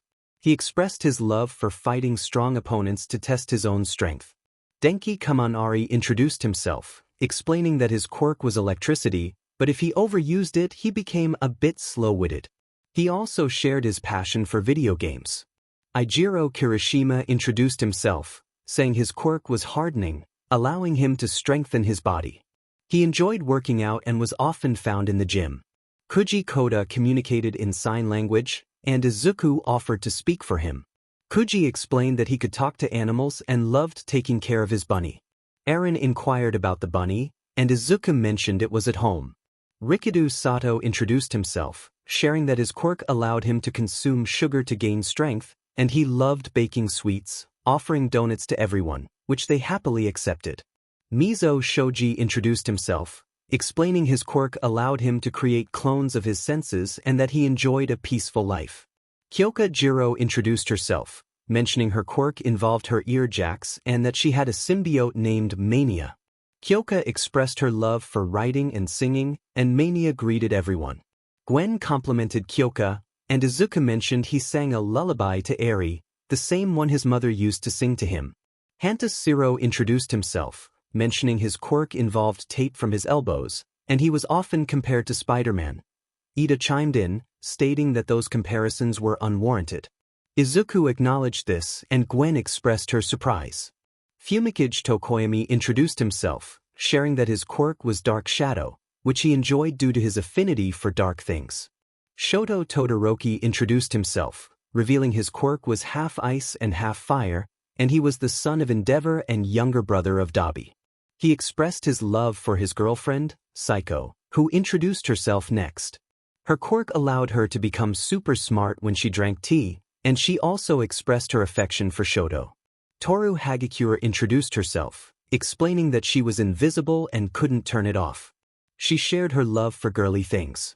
Katsuki Bakugo introduced himself, stating his quirk was explosions and warned others not to annoy him. Kami Utsushimi intervened, apologizing for Katsuki's rudeness and introducing herself. Her quirk allowed her to create illusions and transform into someone else, using a weaker version of their quirk. Katsuki blushed at her affection for him. Izuku introduced himself, explaining his quirk was pyrokinetics, allowing him to manipulate fire. He also shared his love for joking around. Kirishima asked if Izuku was related to Dragon Breath, to which Izuku confirmed he was his father, and Ida added that Extreme was his mother. Mina expressed admiration for Izuku's parents, recalling their kindness as heroes. Denki made an unfortunate comment about their fate, prompting Kyoka to scold him for his insensitivity. Izuku reassured everyone that it had been 10 years since the incident. Gwen introduced herself, sharing her quirk enhanced her strength and traits used in battle, and she was a big fan of the band Skillet. Eri introduced herself as Izuku's daughter, and Eren followed suit, feeling embarrassed by his mother's affection. Momo Yaoyorozu introduced herself, explaining her quirk allowed her to create any non-living thing, provided she knew how it was made. She also had a symbiote named Scream, who greeted everyone. Ida asked what to do next, and Izuku reminded everyone that their teacher had instructed them to introduce themselves before leaving. Eri suggested they go get 𝗧𝗪, and they all agreed. As Shoto and Katsuki stayed behind, they exchanged glances, cautioning against bringing up Izuku's parents. Mina questioned why, and Psycho explained that Izuku had witnessed their tragic end. The group was shocked, and Ida confirmed that Izuku didn't remember that part of his past, having made himself forget. They all agreed to avoid the topic. The girls with the symbiotes exchanged looks, eager to talk to Izuku. Later, Izuku woke up to a kiss from Gwen and opened his eyes to see her. She informed him that breakfast was ready, and he thanked her before getting up to change into his UA uniform. As he stepped outside, he found his 2 kids and their dog already enjoying breakfast. Eri greeted him, followed by Eren and Axel, the dog. He sat down with them as they shared a meal and talked about their day. After finishing, they cleaned up and gathered their things to head to UA. Eri asked what Izuku would be doing that day. He explained that they would be participating in heroic classes, focusing on what it meant to be a hero. Eren pointed out that they were already heroes, and Gwen added that their class would learn about them.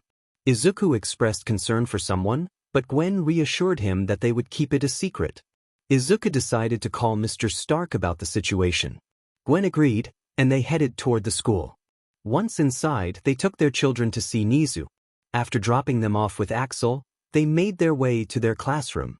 Gwen wrapped her arms around Izuku's as he looked at her, curious about her affection.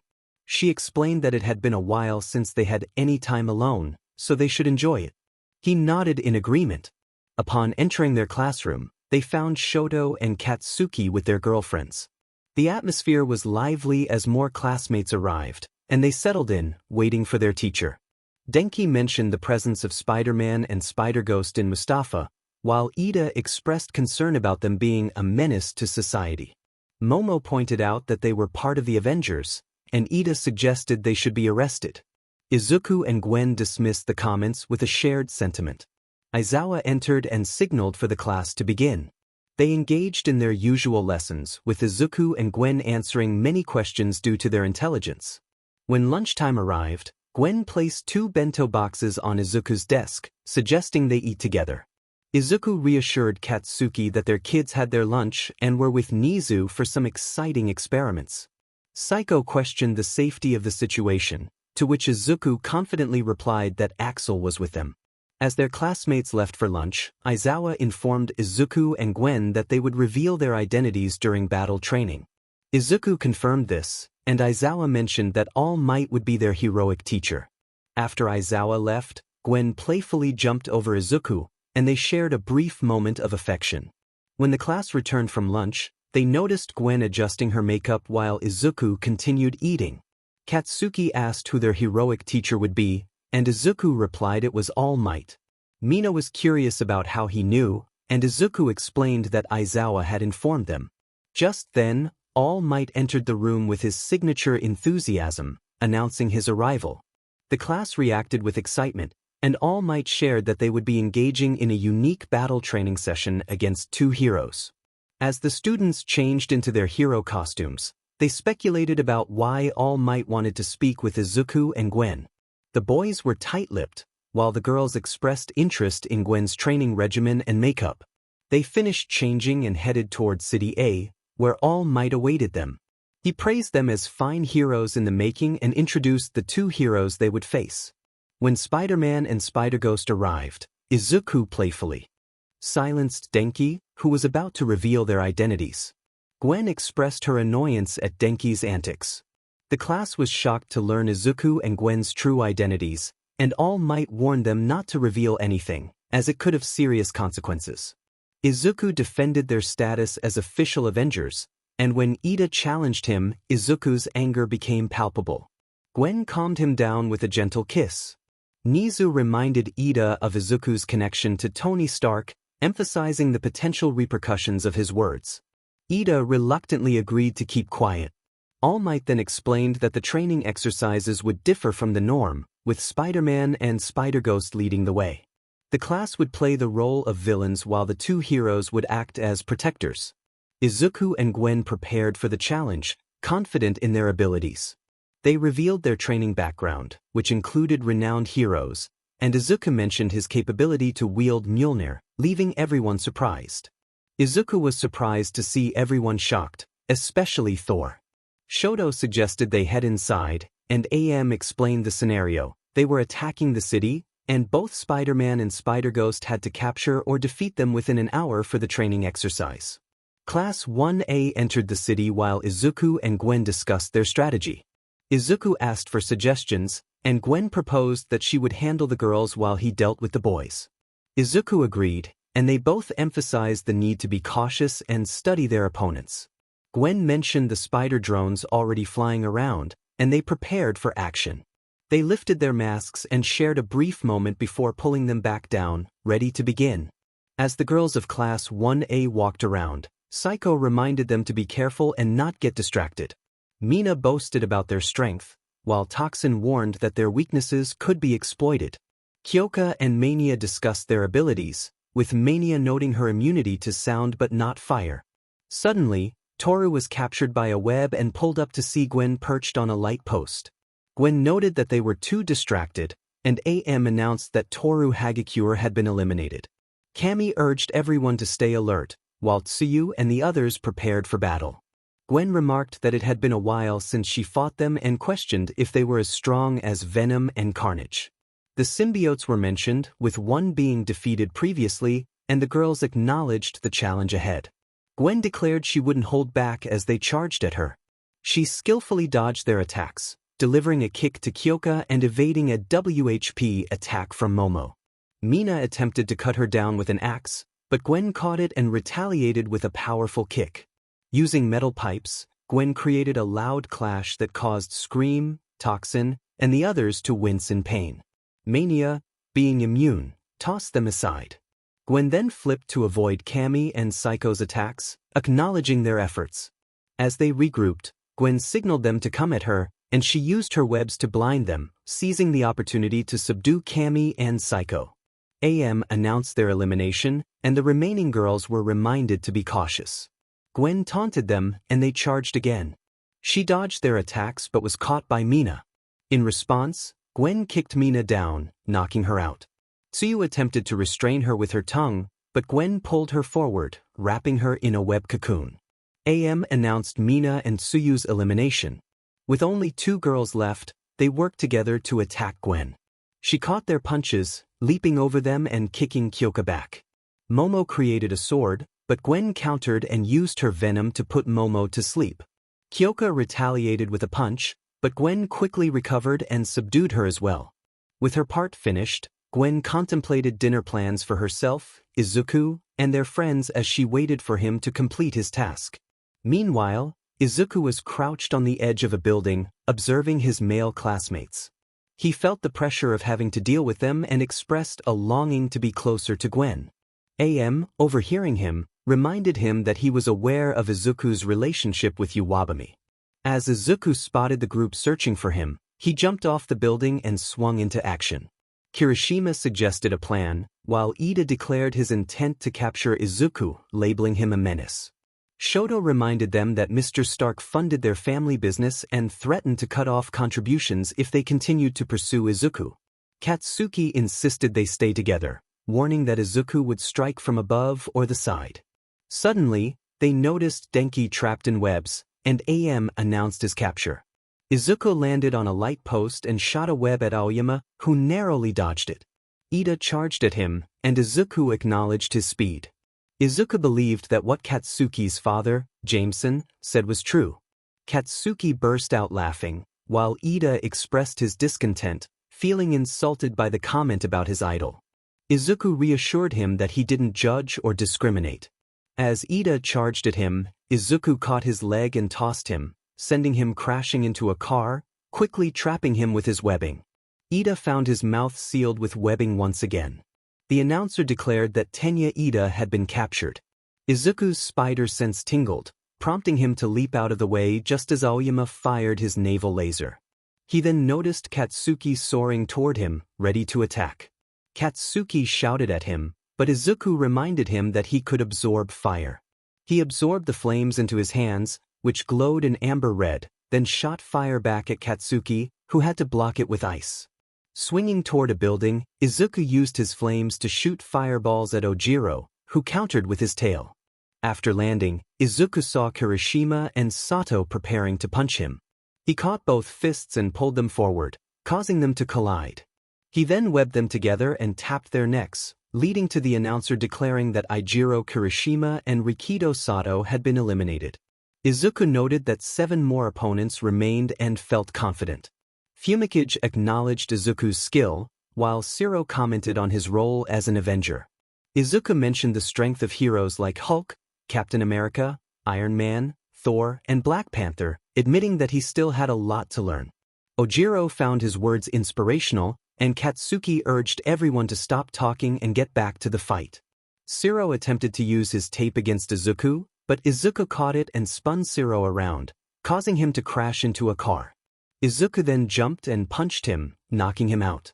Shoji managed to sneak up on Izuku, attempting a bear hug, but Izuku countered with a double kick to 𝗎𝗪𝗎, causing Shoji to stumble back and break his nose. Izuku quickly flipped Shoji to the ground, webbing his arms and legs. The announcer declared that Hanta 𝗧𝗏 had been eliminated and Mizo Shoji had been captured. Izuku then spotted 𝗵𝗃𝗃𝗁𝗍 using Dark Shadow and 𝗎𝗪𝗎 preparing to fire again. He jumped back, grabbed a mirror, and reflected 𝗎𝗪𝗎's laser toward Dark Shadow, causing it to recoil in pain and retreat.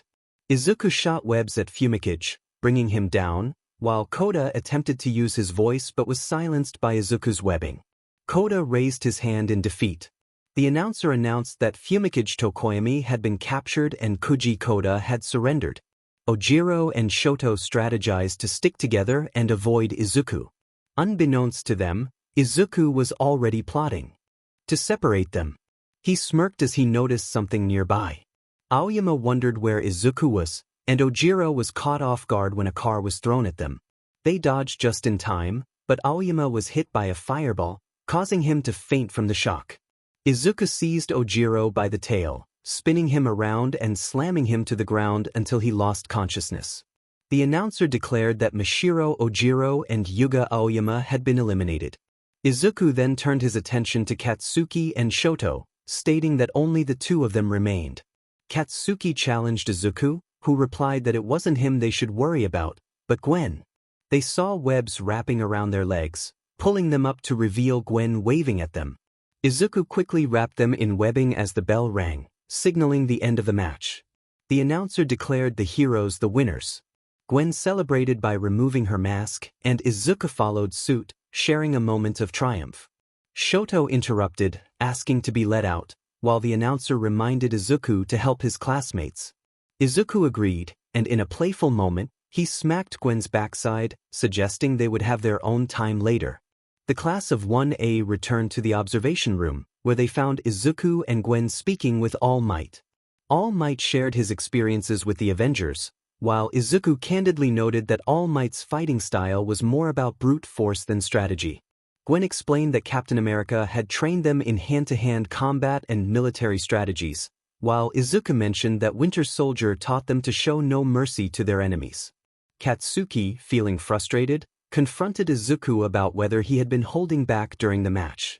Izuku feigned innocence, but Katsuki was not convinced. Shoto chimed in, acknowledging that Izuku had trained with some of the best. The trio began their usual banter as Gwen observed their camaraderie.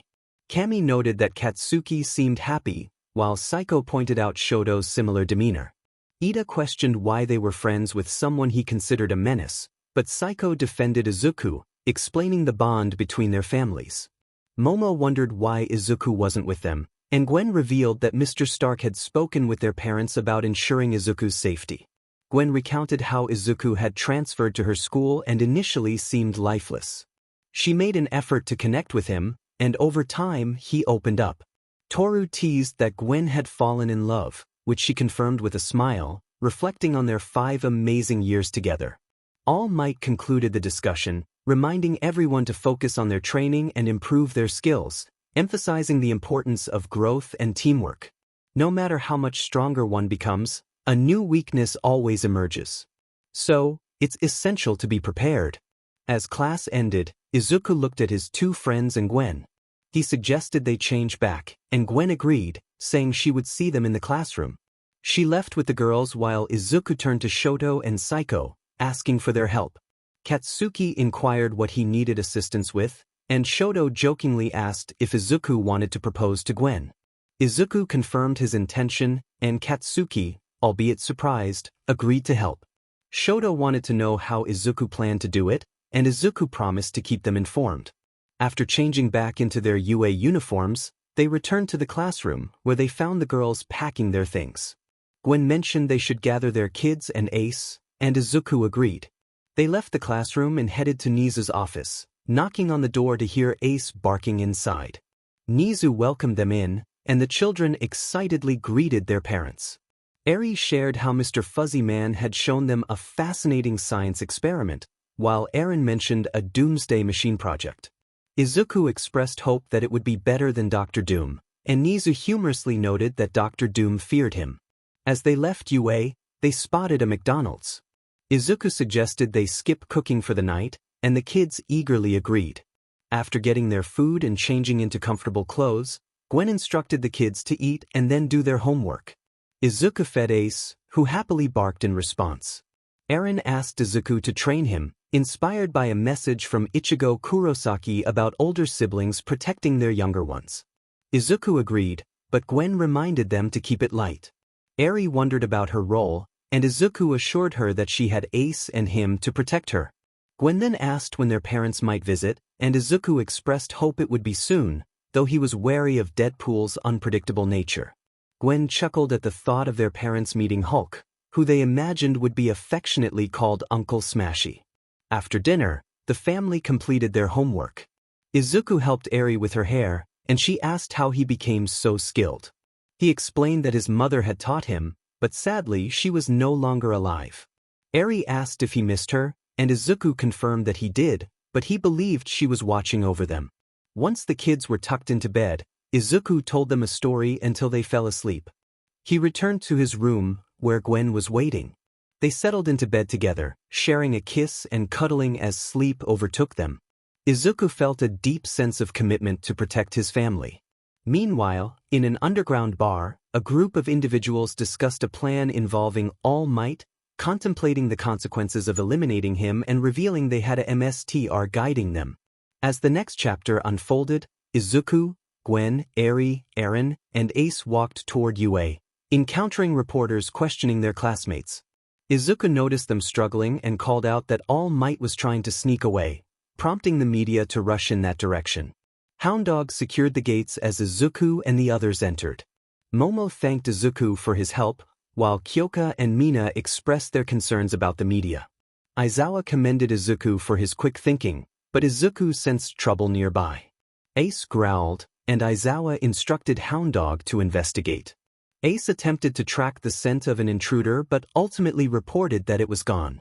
Aizawa decided to check the area thoroughly and sent Hounddog to inform ectoplasm. As the kids left with Ace for extra protection, Izuku and the girls headed to their classroom. Kyoka asked Izuku about living with Iron Man, and he shared his experiences, including bonding over shared pain and stories about his father. He fondly recalled Morgan, Tony Stark's daughter, and how she had always followed him around. The conversation turned to the other Avengers, and Izuku described their personalities, including Captain America's dream of a peaceful world and Thor's prideful nature. When they arrived in their classroom, Aizawa entered and addressed the students, reminding them of the training from the previous day and emphasizing the importance of recognizing their weaknesses.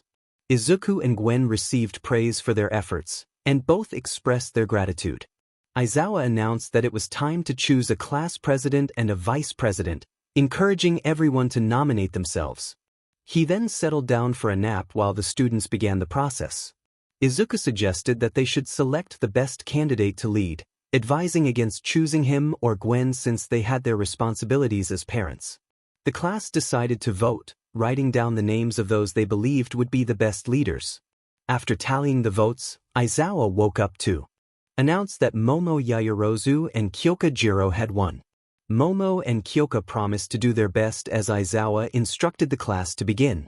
As the lesson progressed, Izuku felt an unsettling sensation, as if someone was watching him. He recognized this feeling from his past. Suddenly, he recalled Taskmaster's presence in Japan. Midnight called on Izuku and he answered correctly, earning her approval, but Gwen sensed something was troubling him. When lunchtime arrived, the students headed to the cafeteria. As they gathered their food, Shoto inquired about Eri and Aaron's absence. Gwen explained that Nizu was conducting science experiments with them. Izuku reassured everyone that Ace was with them, but then his and Gwen's spider senses flared, prompting them to rise as an alarm sounded. The students began to panic upon seeing reporters outside. Izuku urged Momo to calm the crowd, and she created a microphone to address them, asking everyone to relax and return to their classrooms. Izuku then slipped away, but as he walked, he attempted to punch someone who caught his hand. In response, he headbutted the person, sending them back. It was Taskmaster, who greeted Izuku as Spider-Man. Izuku questioned Taskmaster's presence, and Taskmaster reminded him of their previous conversation about revenge. He warned Izuku that he would lose all sense of reason when he discovered who was responsible for his parents' deaths. Izuku was confused and pressed for more information, but Taskmaster only hinted at a deeper truth, suggesting that Izuku would soon confront his heritage and family. With that, Taskmaster vanished, leaving Izuku alone. Izuku hurried to check on his children, who were with Nizu and being guarded by his dog. He embraced them tightly. Nizu mentioned he had seen the footage of the earlier incident, and Izuku expressed his confusion about his identity. Nizu advised that only Izuku could answer that question and suggested that perhaps his inability to remember was a gift. Izuku insisted they needed backup in dorms, to which Nizu assured him that arrangements were being made. Nizu reminded Izuku that he was not alone, and Izuku acknowledged this. Afterward, Izuku and Gwen left their children with Nizu and Axel and returned to the classroom. Gwen noted that Taskmaster seemed to be getting into Izuku's head, and Izuku admitted it frustrated him. He revealed that Taskmaster knew who killed his parents and hinted that they would meet soon. Gwen suggested they could call for backup, and Izuku confirmed he had already done so, hoping they would arrive in time. As they entered the classroom, Aizawa announced that they would be going to the 𝗎𝗪𝗀𝗧𝗔, a facility where they would learn to control their quirks. He explained they would be accompanied by some heroes and introduced the Big Three, the strongest students at UA. The class responded enthusiastically, and as usual, the day progressed normally until lunch. Gwen placed a reassuring arm on Izuku's shoulder, encouraging him to eat, but he wasn't hungry. He shared that he had encountered Taskmaster during the media incident and revealed that Taskmaster had mentioned his parents were targeted for a specific reason. Katsuki questioned whether Izuku trusted Taskmaster, but Izuku insisted that while he didn't trust him, he knew Taskmaster didn't lie based on their past encounters. Gwen reassured him that they would uncover the truth together. Izuku reflected on Taskmaster's words, realizing it involved his extended family and that it was their fault his parents had died. Gwen asked what they should do next, and Izuku determined he needed to delve deeper into his family history to find someone who could provide more information. Shoto offered his support, and Izuku expressed his gratitude. After finishing their meal, they returned to the classroom to find Midnight and 3 new students waiting for them. Aizawa entered and explained that All Might was delayed due to hero business, but Midnight would accompany them. He introduced the Big Three, starting with 𝗎𝗪𝗎𝗧𝗍, who introduced herself as Wave Motion. She asked Mina about her skin color and then posed questions to Shoji and Ida, showcasing her curiosity. Mirio Togata, the leader of the Big Three, introduced himself as Lemillion, while Tamaki Amakiji, known as Sun Eater, appeared shy and nervous. Aizawa instructed everyone to change into their hero costumes and meet by the gates to head to the 𝗎𝗪𝗧𝗍. The class responded affirmatively and left the classroom to prepare for the next stage of their training. Izuku was dressed in his hero costume when Mirio approached him. Mirio expressed his longing to see if Izuku could accompany him to meet the hero he was interning with. Izuku, curious, asked why. Mirio, unable to reveal details, mentioned that his hero wanted to meet Izuku. Izuku agreed but insisted that his girlfriend, Gwen, come along. Mirio accepted this condition, and they made their way outside. Izuku found Gwen in her hero costume and noticed something seemed off. He informed her that Mirio wanted him to meet his hero, but only if Gwen could join them. Gwen agreed to go but suggested they leave the kids behind since they were unsure of the meeting's nature. Izuku decided to ask Aunt Rei or Aunt Mitsuki for advice, and Gwen approved of this plan. Aizawa then announced it was time to go, and they all boarded the bus, taking their seats. Izuku and Gwen sat together and removed their masks. 𝗵𝗃𝗧𝗏 asked Gwen if her hair was bothersome. Gwen explained that she used to have long hair, but it would always become messy, so she decided to cut it. Kyoka empathized, agreeing that long hair could be a hassle. 𝗵𝗃𝗧𝗏 then shifted the conversation to Momo, who inquired about Izuku's time with the Avengers. Izuku welcomed their questions, and Kirishima asked what the requirements were to become an Avenger. Izuku explained that one needed to be noticed by the group and demonstrate true heart. He mentioned that his guardian, Tony Stark, had given him an advantage. Gwen added that Black Widow had recommended her. Izuku noted that they both underwent rigorous training with Captain America. Gwen shared that since they were young, they had opportunities to perform hero duties, but their studies came first. If their grades slipped, they would be sidelined until they improved. Izuku admitted that he had it tougher, needing to maintain straight A's due to Aunt Pepper's expectations. Gwen praised him, noting that he had been named Student of the Year 4 times in a row. Izuku acknowledged that it was expected of him as Tony Stark's adopted son. As they arrived at their destination, Aizawa signaled that they had reached their location.